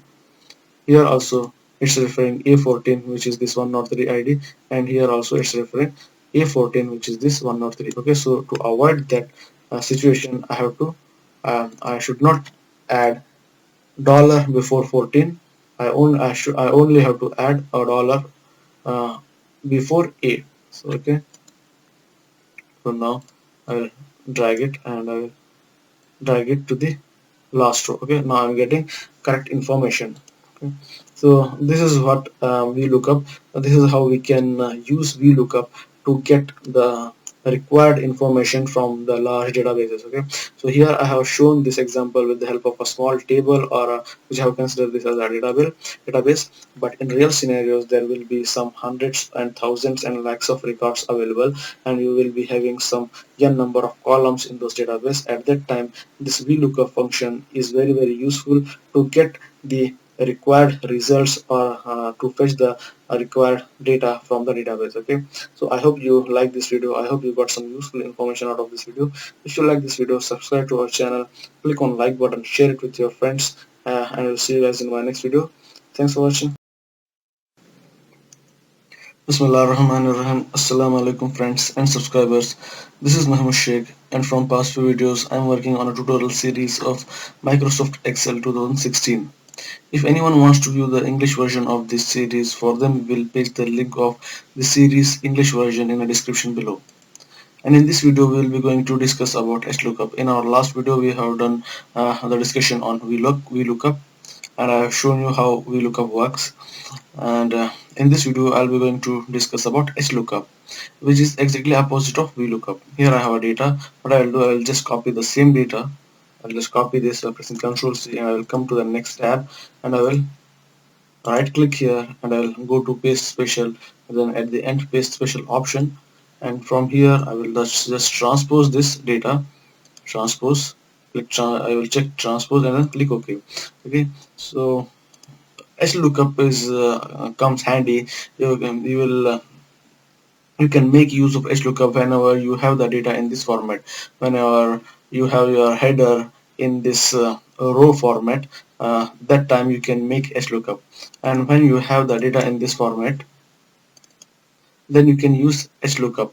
And when you have your data in this format, when you can see your headers are placed horizontally, each row is having a header. At that time you can make use of HLOOKUP. So let's go and take this. Okay, cut this, press Ctrl X and then paste here. Okay, and here let's just copy this and paste here.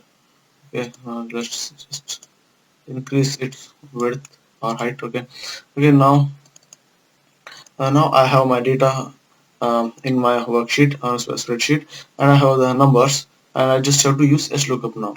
So HLOOKUP exactly work like VLOOKUP, but the way of presenting your data is different. Okay, there it was in VLOOKUP. The data is like this, where each column is having each field. In HLOOKUP, you are having uh, each row having your each field of your table. Okay, so when you have the data in this format, at that time you should use HLOOKUP. And HLOOKUP also allows you to get some specific records from your database. And if your boss or if your manager has told you to get the records of 103, 101, 106 or 109, or let us take a real scenario when your manager told you to get the record of 5001 and 1200, then 1300, 1, and then 1400, 1420.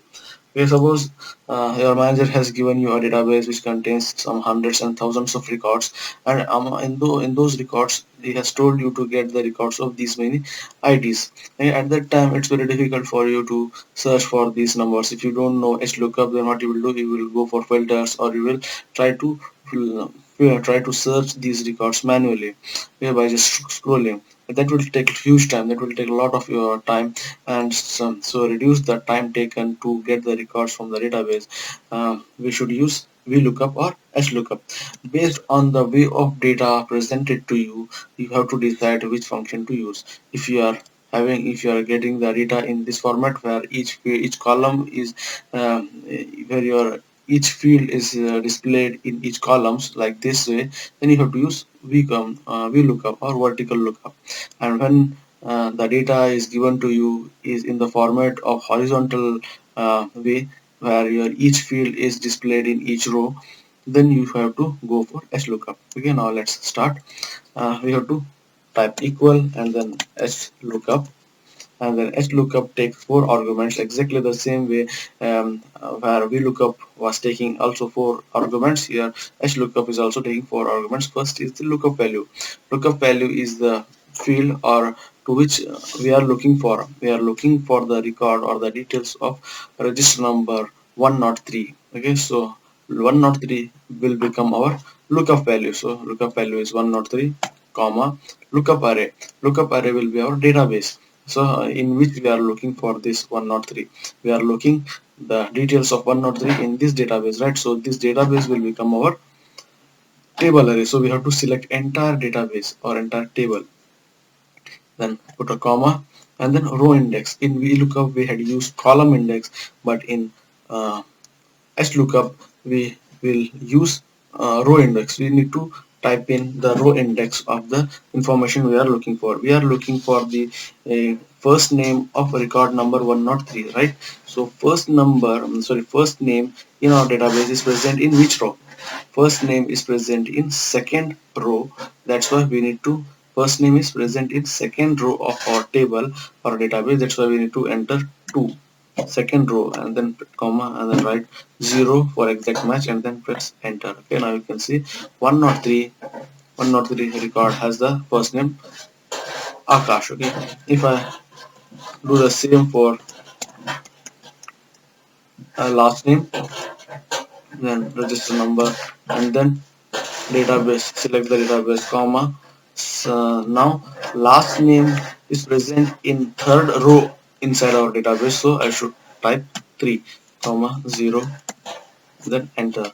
Okay, and then city s lookup, lookup value 103 comma table array comma, and the city information present in the fourth row of our database, so I should type 4 comma 0, enter. Okay, so now you might be thinking I have to type in the row number manually. If I having some 15 to 20 fields, then I have to keep on typing in the row number for all my fields, so it will take a lot of time. So we should avoid this typing in the row number or the column number manually while using HLOOKUP or VLOOKUP. So instead of typing in column number or row number in HLOOKUP manually, we can make use of the row function. Okay, in VLOOKUP we have used the column function, but in HLOOKUP we will use the row function to get the row. So let's type equal HLOOKUP and the lookup value comma table array will be our database, and then row number index. For this we will use row function, and we will select any cell in the from the second row. Okay, we are looking for the first name now, and first name is in our second row, and we will just select any of the cell from second row, and then close bracket comma 0, close it, enter. Okay,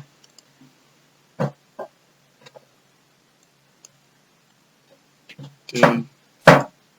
Lookup value comma table array comma row, okay, then comma 0. Okay, showing not available 103. Okay, okay, let us try once again. Equal HLOOKUP, lookup value comma table array will be our database, then comma row function to get the row index, row of this one, and then comma 0, enter. Okay, now I get the name, first name for my 103 record, which is Akash. Okay, now I'll just have to keep on my cursor at the end of this, at the edge of this cell, and then I just have to keep on copying the formula from first name to the last name. Okay, and to the rest of the fields. You can see it's displaying Kolkata for my last name, city for city not available, not available, not available. Okay, so why it's showing the wrong information? Because here you can see, in order to get the details for each and every field, I want my I want my register number to be B9. I want the address of B9, or the, because my register number or the unique identification number is in the cell address B9, and I want to refer to this B9 address in order to get the details of each and every field.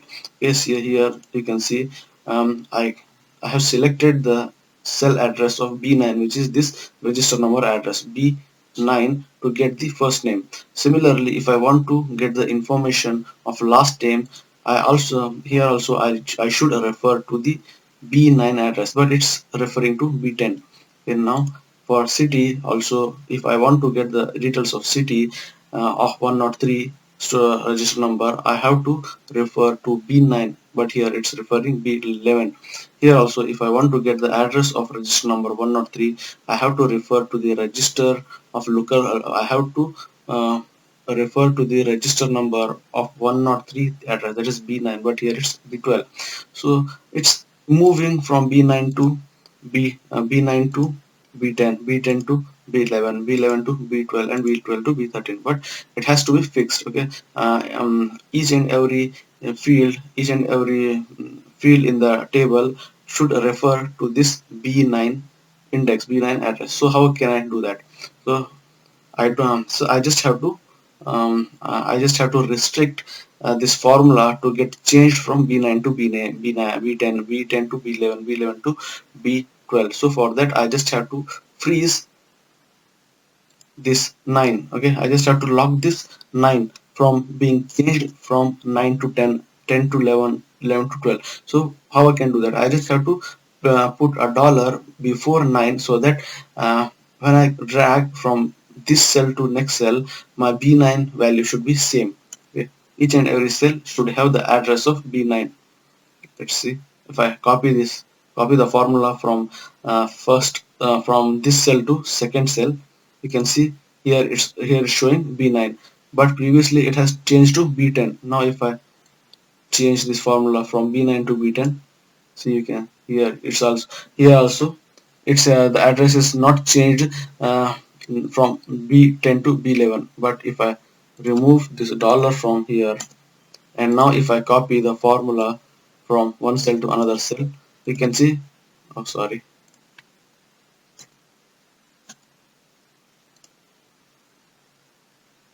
okay,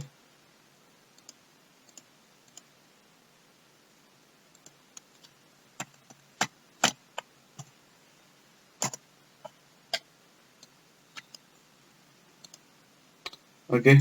Now before that I will just freeze my database. I'll freeze this by pressing F4 from my keyboard.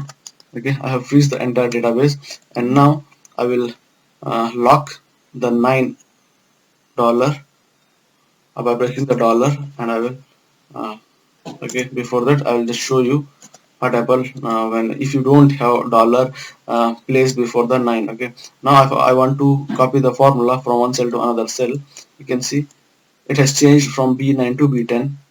That's why it has showing me not available value. If I copy the same thing from this second cell to third cell, here also you can see it has changed to B10 to B11. But I don't want the address of B9 to get changed from B9 to B10, B10 to B11, B11 to B12 whenever I copy the formula from this cell to another cell. Because for in order to get the details of each and every field, each and every of this field, first name, last name, city name, I want this B9 address to be locked, B9 address to be fixed. So I can do that by just by putting a dollar sign before 9.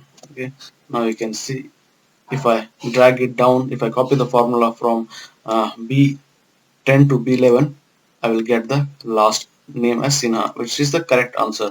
See, and you can see now it's referring only B9, which is the address of this cell register number.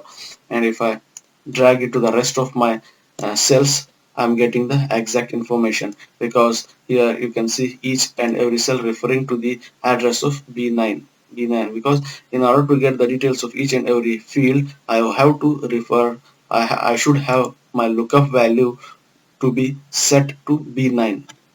So now if I drag this to the right, I will get the entire I will get the information, all the information of all the user or candidates. Okay, so you might be wondering why I have kept the dollar sign only before 9, why I have not kept the dollar sign before D also. Okay, so the reason is that you know, I have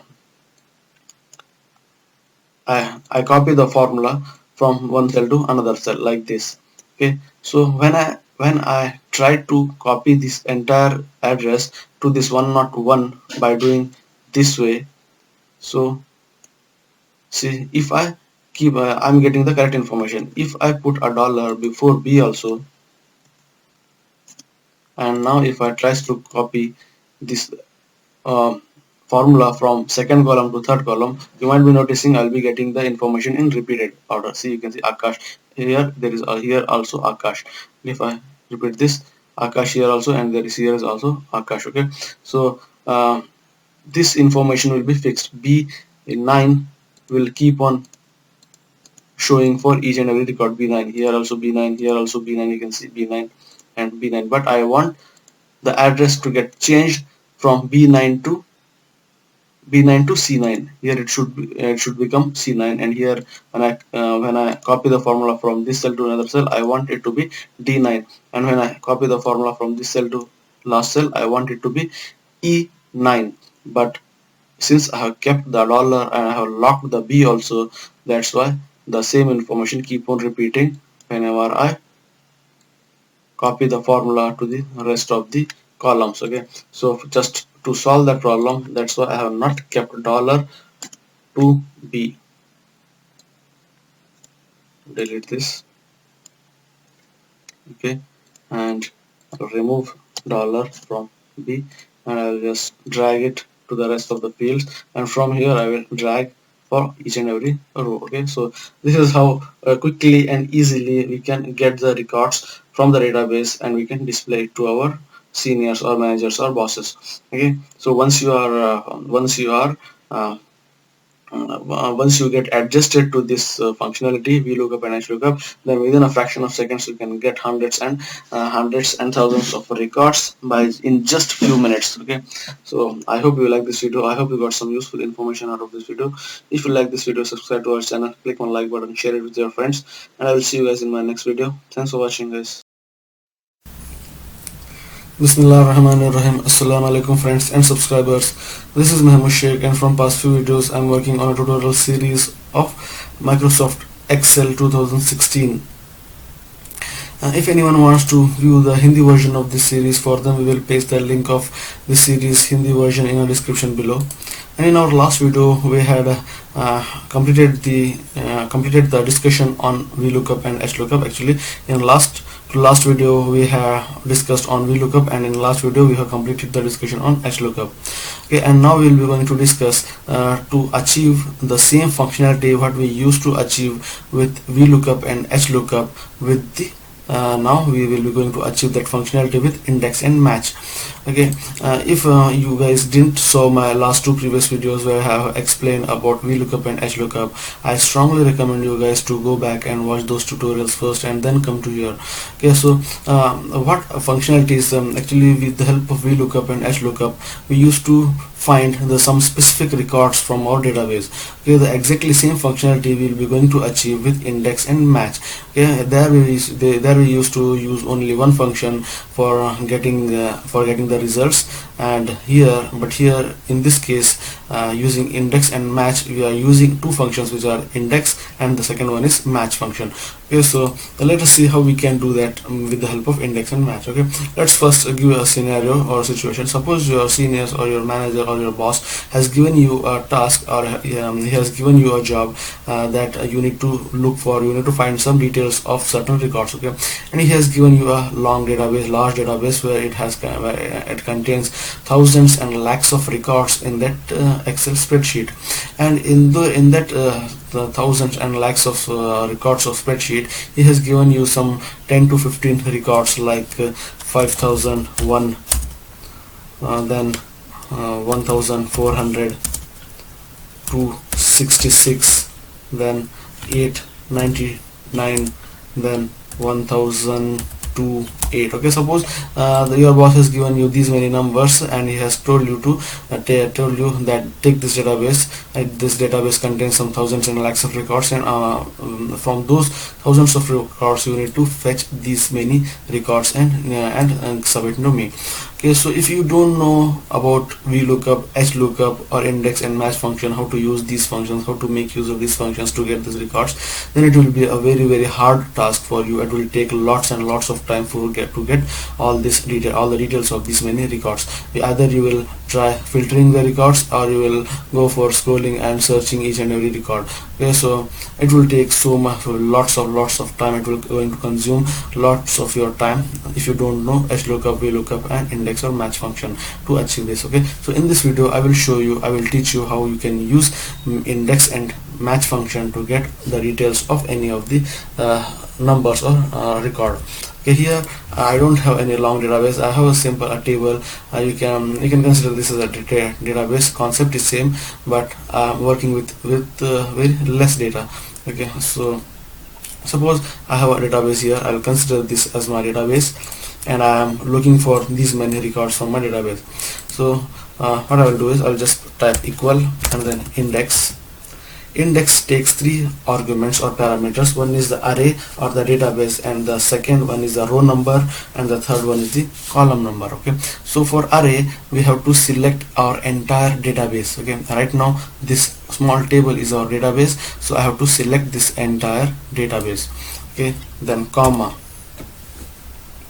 and comma row number. For getting the row number we need to use match function, match, and match function further takes three arguments. One is the lookup value, to which we are looking right now. We are looking for register number, we are looking for the details of register number 103, so lookup value will become this 103 number, lookup value, comma lookup array. We are looking for first name, information of first name for the register number 103, and we are looking this 103 inside this table's first column. You can see this register number field information is present in the first column of our database, so we have to select lookup array as this complete column, because this complete column contains our register number. So now comma 0 for exact match, then comma,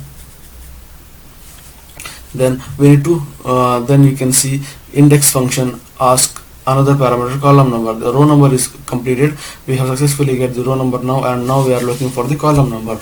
To get the column number, again you need to use match function. Okay, match function, then here it takes three arguments. One is the lookup value. Okay, right now we are looking for the column number of this field, first name. Okay, so so in this case lookup value, we are looking for the first name information, so we need to look for this first name field inside this header. Okay, so lookup value is our first name, and then lookup array, we need to look for the column number of this first name field inside our database header. Okay, so lookup array will be our header of our database, and then comma, and then 0 for exact match, close the bracket for match, and then close the bracket for index. Now press enter. Okay, now I'll get first name as Akash, and now we need to freeze all our database.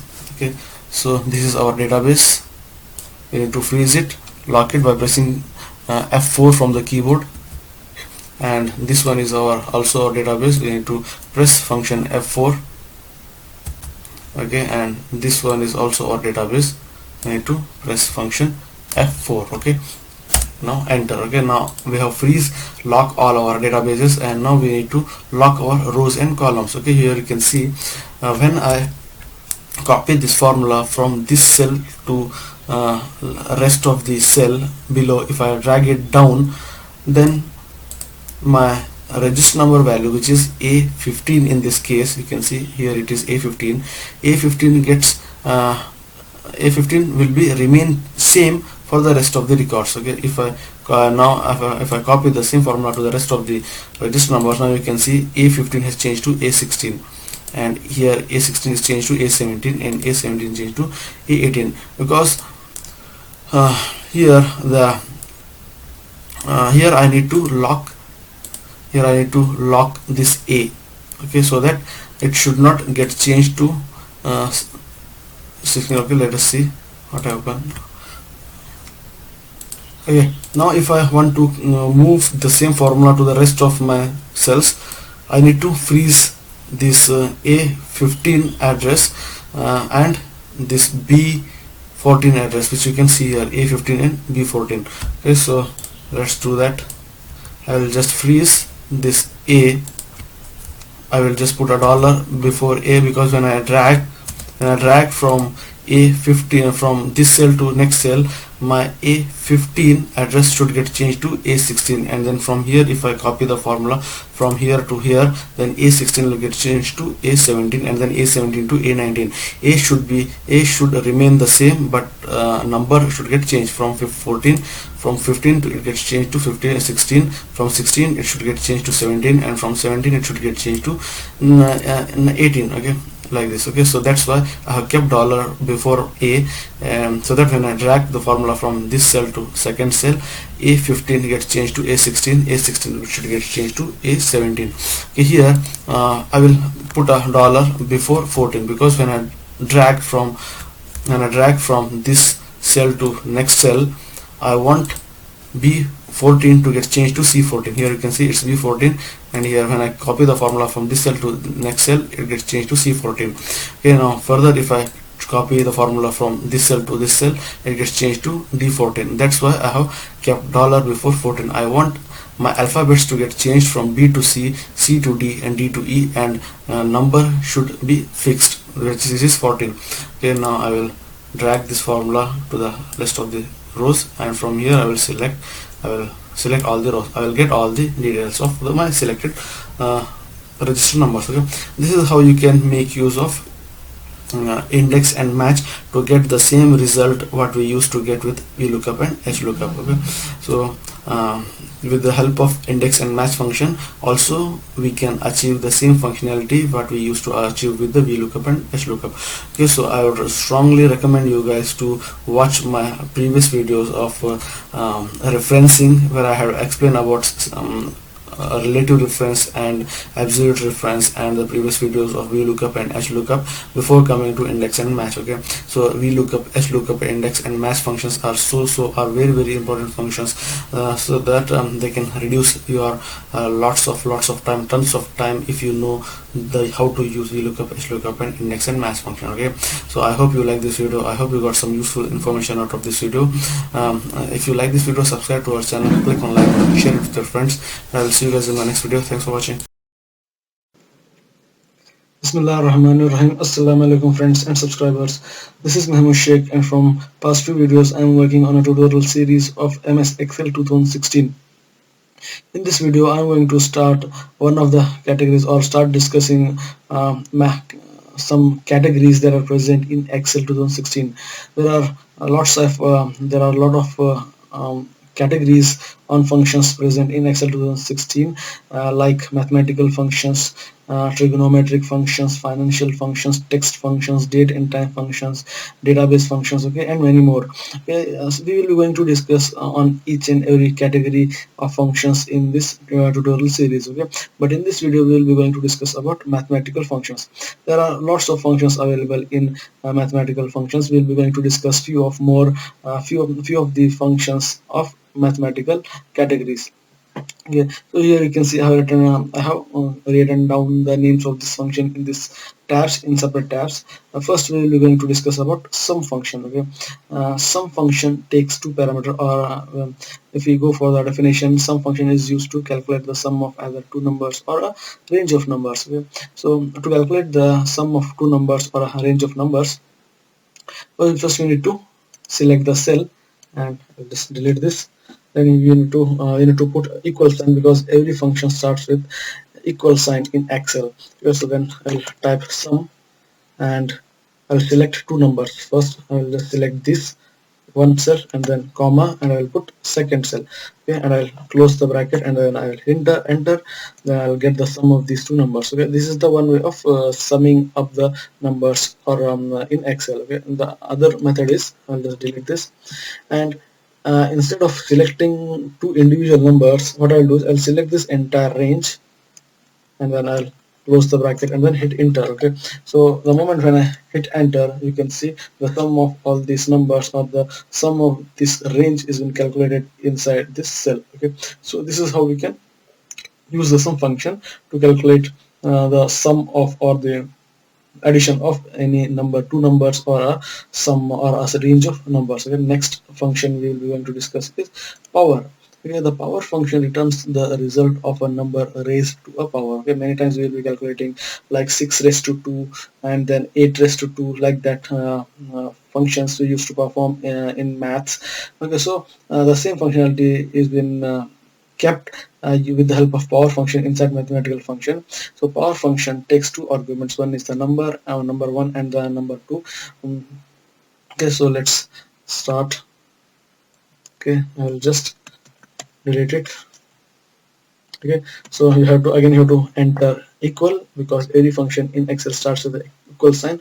Then I'll type power, okay, and then I will since it asks two arguments, number 1 and number 2, so first number I will select this 8 and put a comma, and second number I will select 2. So it converted into 8 raised to 2 formula. Okay, now I will just close bracket, and then hit enter. You can see I'll get 8 raised to 2, that is 64. So if I to show you the notation, 8 2, then I will go to home. Okay, then I'll select this. Okay, this okay, I can't do that. Yeah, so 8 when we calculate 8 raised to 2, that will become 64, and if I change the number to 8 raised to or 4 raised to 2, then we will get 16, and if you make it as 4, uh, if you make it as 9, then I will get 81. Okay, so power function allows us to calculate the number result of a number raised to a power. Okay, so we are having next we are having a square root function. Okay, square root function returns a positive square root.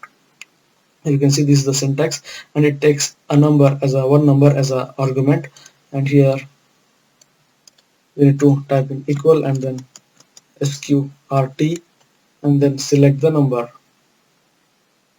Okay, square root of 36, I will get 6 here. Okay, you can see if I change this number to 81, then I will get 9.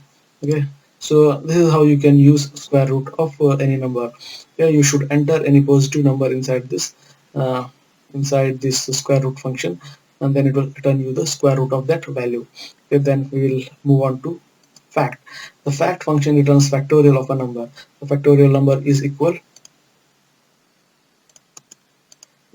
to 1 into 2 into 3 into up to so on star numbers. Okay, here I have returned the number.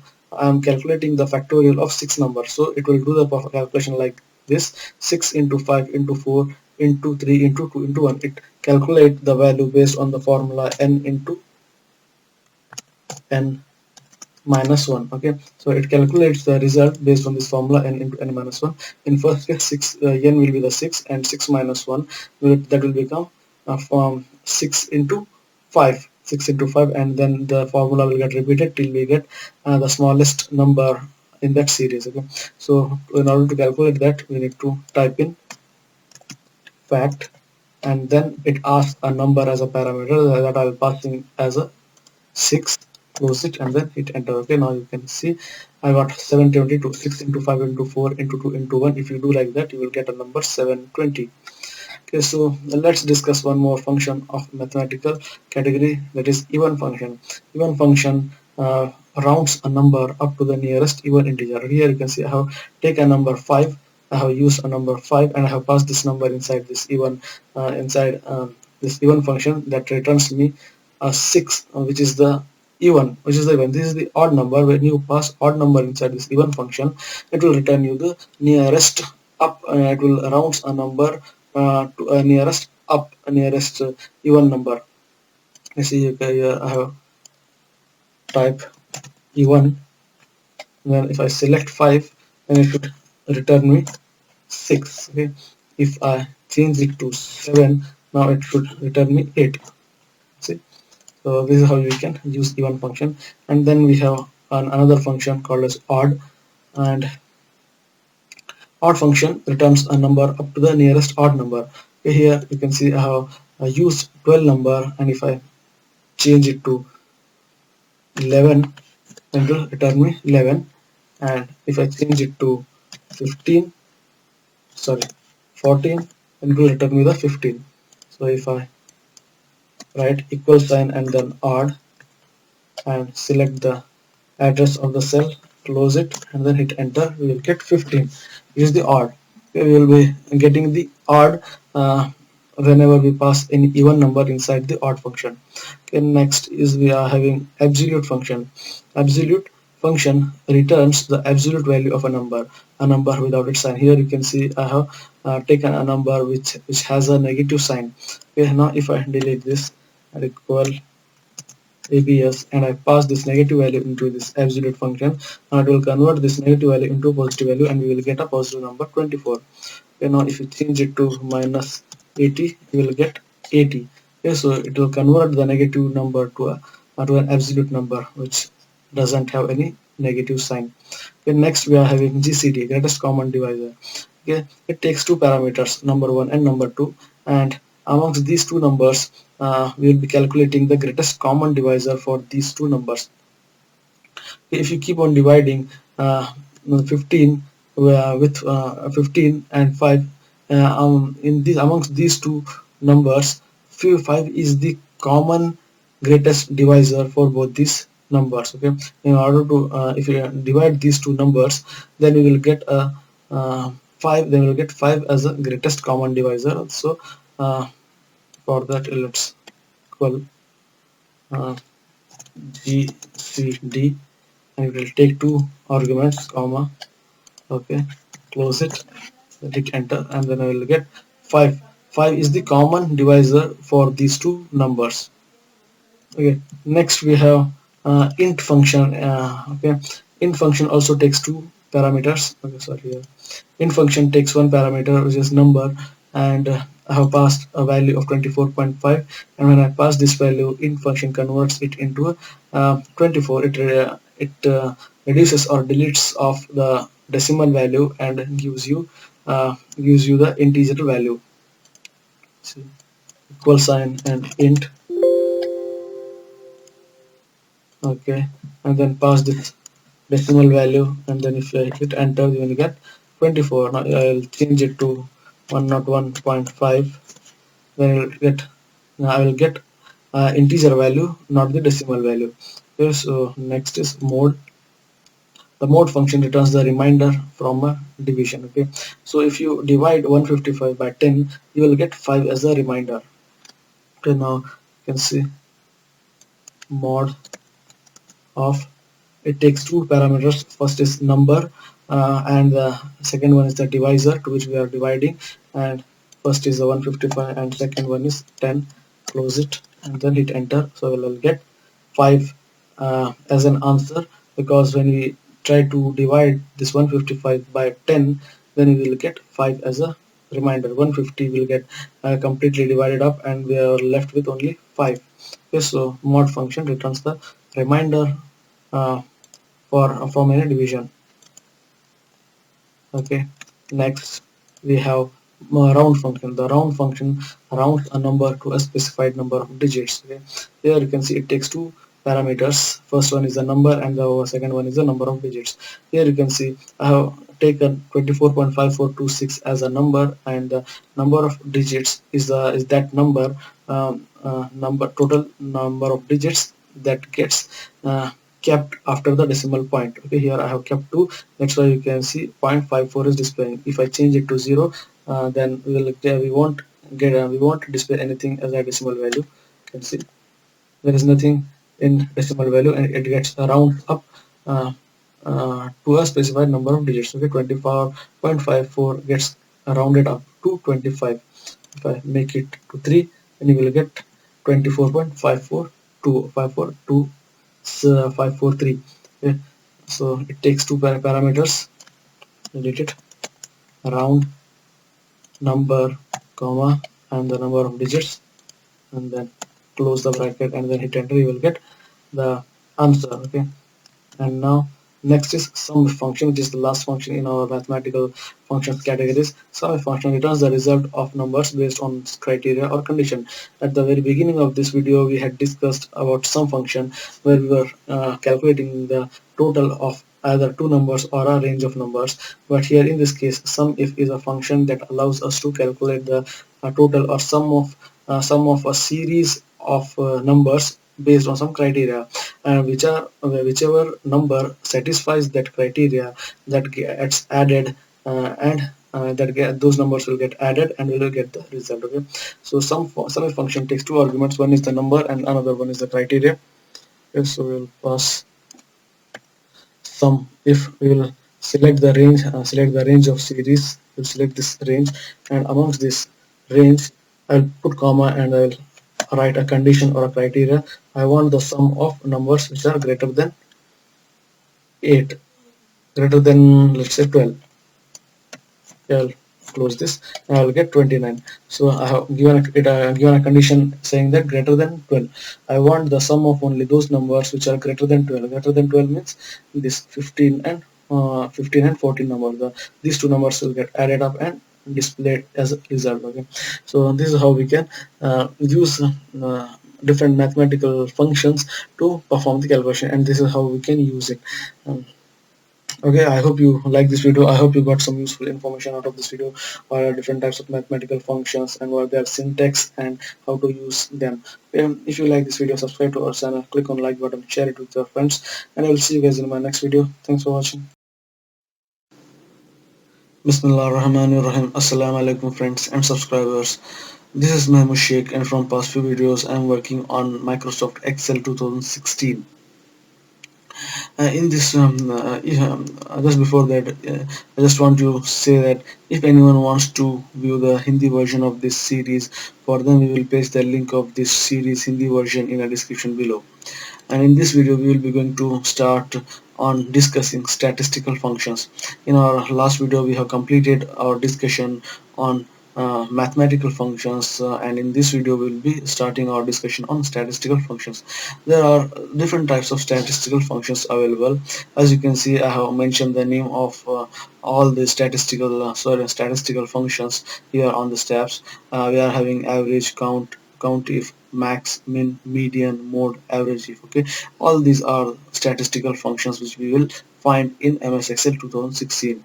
Okay, now let's start our discussion with the very first function of statistical categories function. One is which is the average function. Okay, here I have written the explanation of it. Average function returns average of its arguments. Okay, in this video tutorial series, while discussing the aggregate functions, which is the very first video or movie in the series, where there I have explained what is average. Okay, so this average function returns the average of arguments, average of either two numbers or a range of numbers. As you can see, the syntax of average is average bracket number 1 comma number 2 and number 3 and so on. You can either specify two numbers, you can either select two or three numbers, or you can select the range of series of numbers inside the average function. Okay, here I'll just delete this, and as I have said earlier, every function in Excel starts with the equal sign. So you need to type equal, and then write average, then select two numbers. First one is 10, and then select comma, and then select second one. Okay, now close the bracket and then hit enter. Okay, so now I get the average of these two numbers, which is 10.5. Okay, you saw I have selected these two numbers individually. You can do that. You can select two numbers individually also, or you can select the list of numbers, which I am going to do now. Okay, I have written down the average function, open bracket, and then I will select this complete range, and now I will close the bracket, and now I will hit enter. You can see I get the average of all these numbers. So this is how we can calculate the average of either two numbers or a range of numbers in Excel 2016. Okay, now we are having a next function in statistical function is the count function.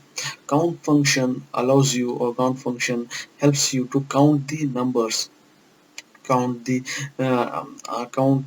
numbers that are present in your sheet or in your range. Okay, how much ever range you selected, in that range how much ever numbers will be there, it will return you the count of those numbers. As you can see here in explanation, count function counts how many numbers are in the range. Okay, the syntax of this function is count value 1, value 2 and value 2. You can either specify, mention the values, or you can select the range. Okay, now I will just delete this and put equal sign and then count, and then I will type 10 comma 20 comma 30 comma 40. Okay, now I will close the bracket and then I will hit enter. As you can see, I have passed four numbers inside the count function. That's why I have got 4 as a result. So it returns the count of the numbers that I have passed as a parameter inside the count function. Okay, now this is the first method.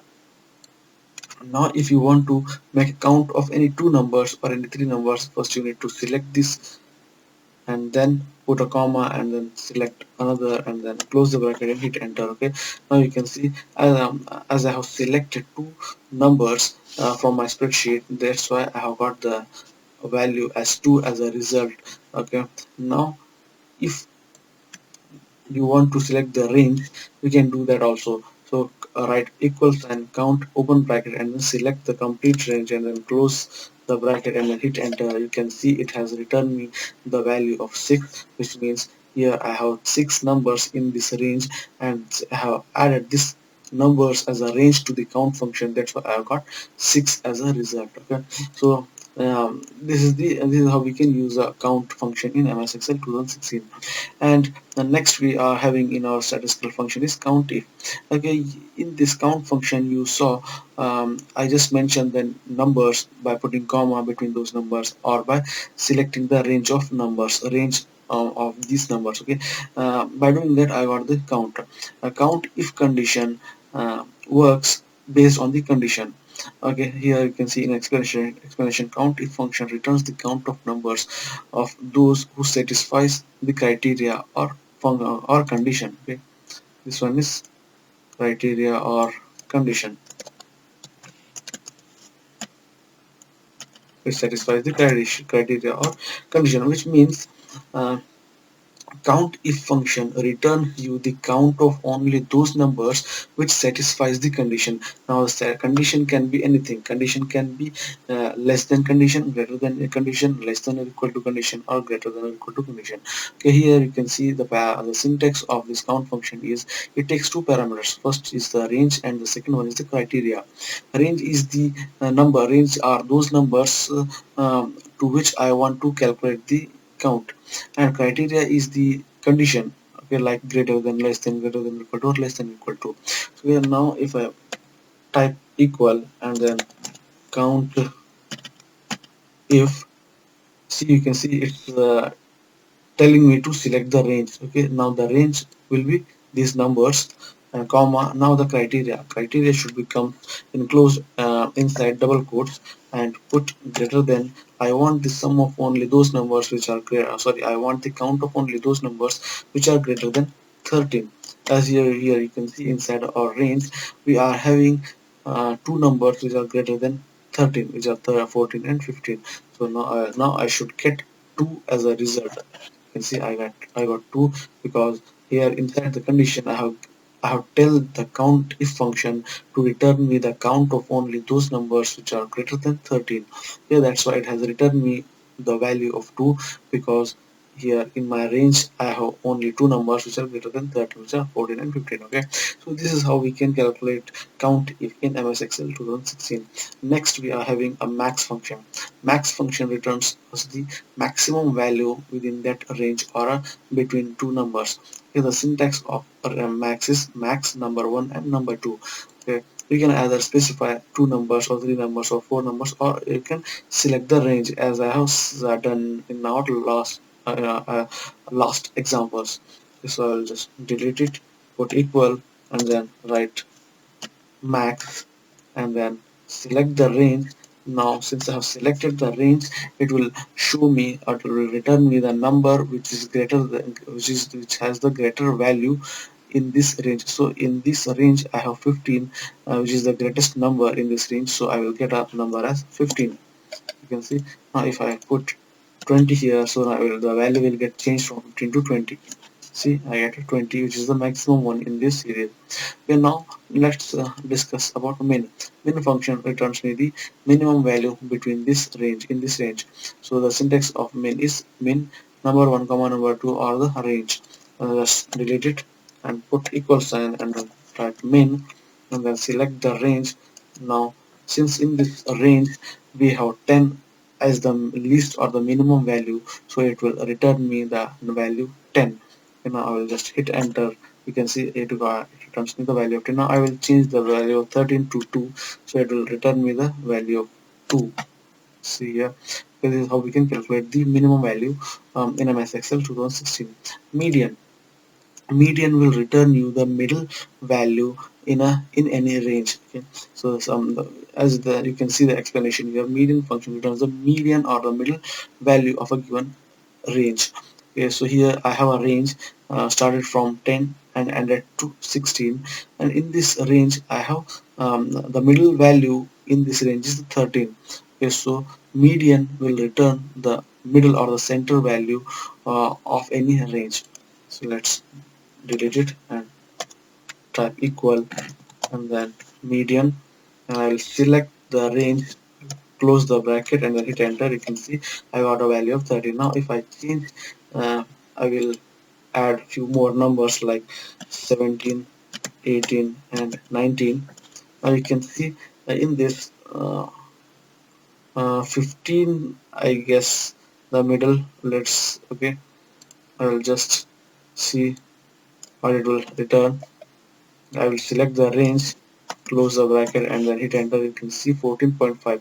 If I hit, if I make another cell which is 20, and I will change the reference or a range here from 10 to 20, close the bracket. Now you can see I got a 15, which is the middle value in this range. Okay, so this is how we can use the median function, make use of median function to calculate the middle value within of a range. Next we are having mod function.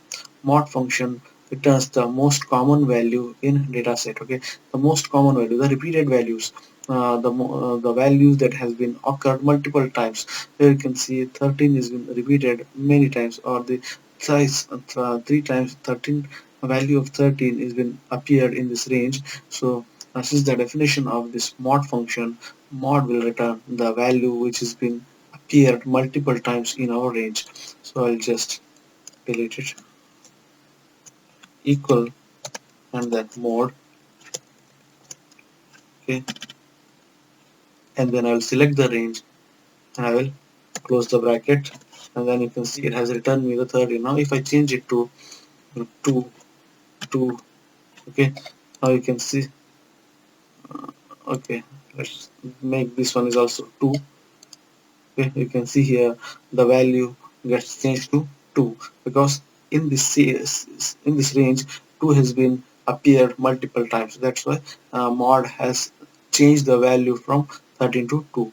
Okay, this is how we can use the mod function in Excel 2016 to calculate the number which has been appeared multiple times in a range. Next we are having average if. We have in the beginning of this movie we have seen how we can calculate average in MS Excel 2016. Here we are having another version of average which comes with the if condition. Okay, similar to count if and count. With the help of count we had count the numbers that are present in the range, and count if brings me the count of only those numbers which satisfies the condition, and the condition was greater than, less than, greater than or equal to, and less than or equal to. Exactly similar to that, average is an version of another version of average if, where it has come up with the if condition that allows us to calculate the average of a range, average of only those numbers which satisfies the condition. Here I will calculate the numbers which satisfies the condition. Now condition can be anything. Here you can see equal average, sorry, delete, equal average if range is this complete range, and comma, put a double quote and then uh, type greater than symbol, and now I want the average of only those numbers which are greater than 13. Okay, so I'll just close the bracket and close the bracket and then hit enter. Okay,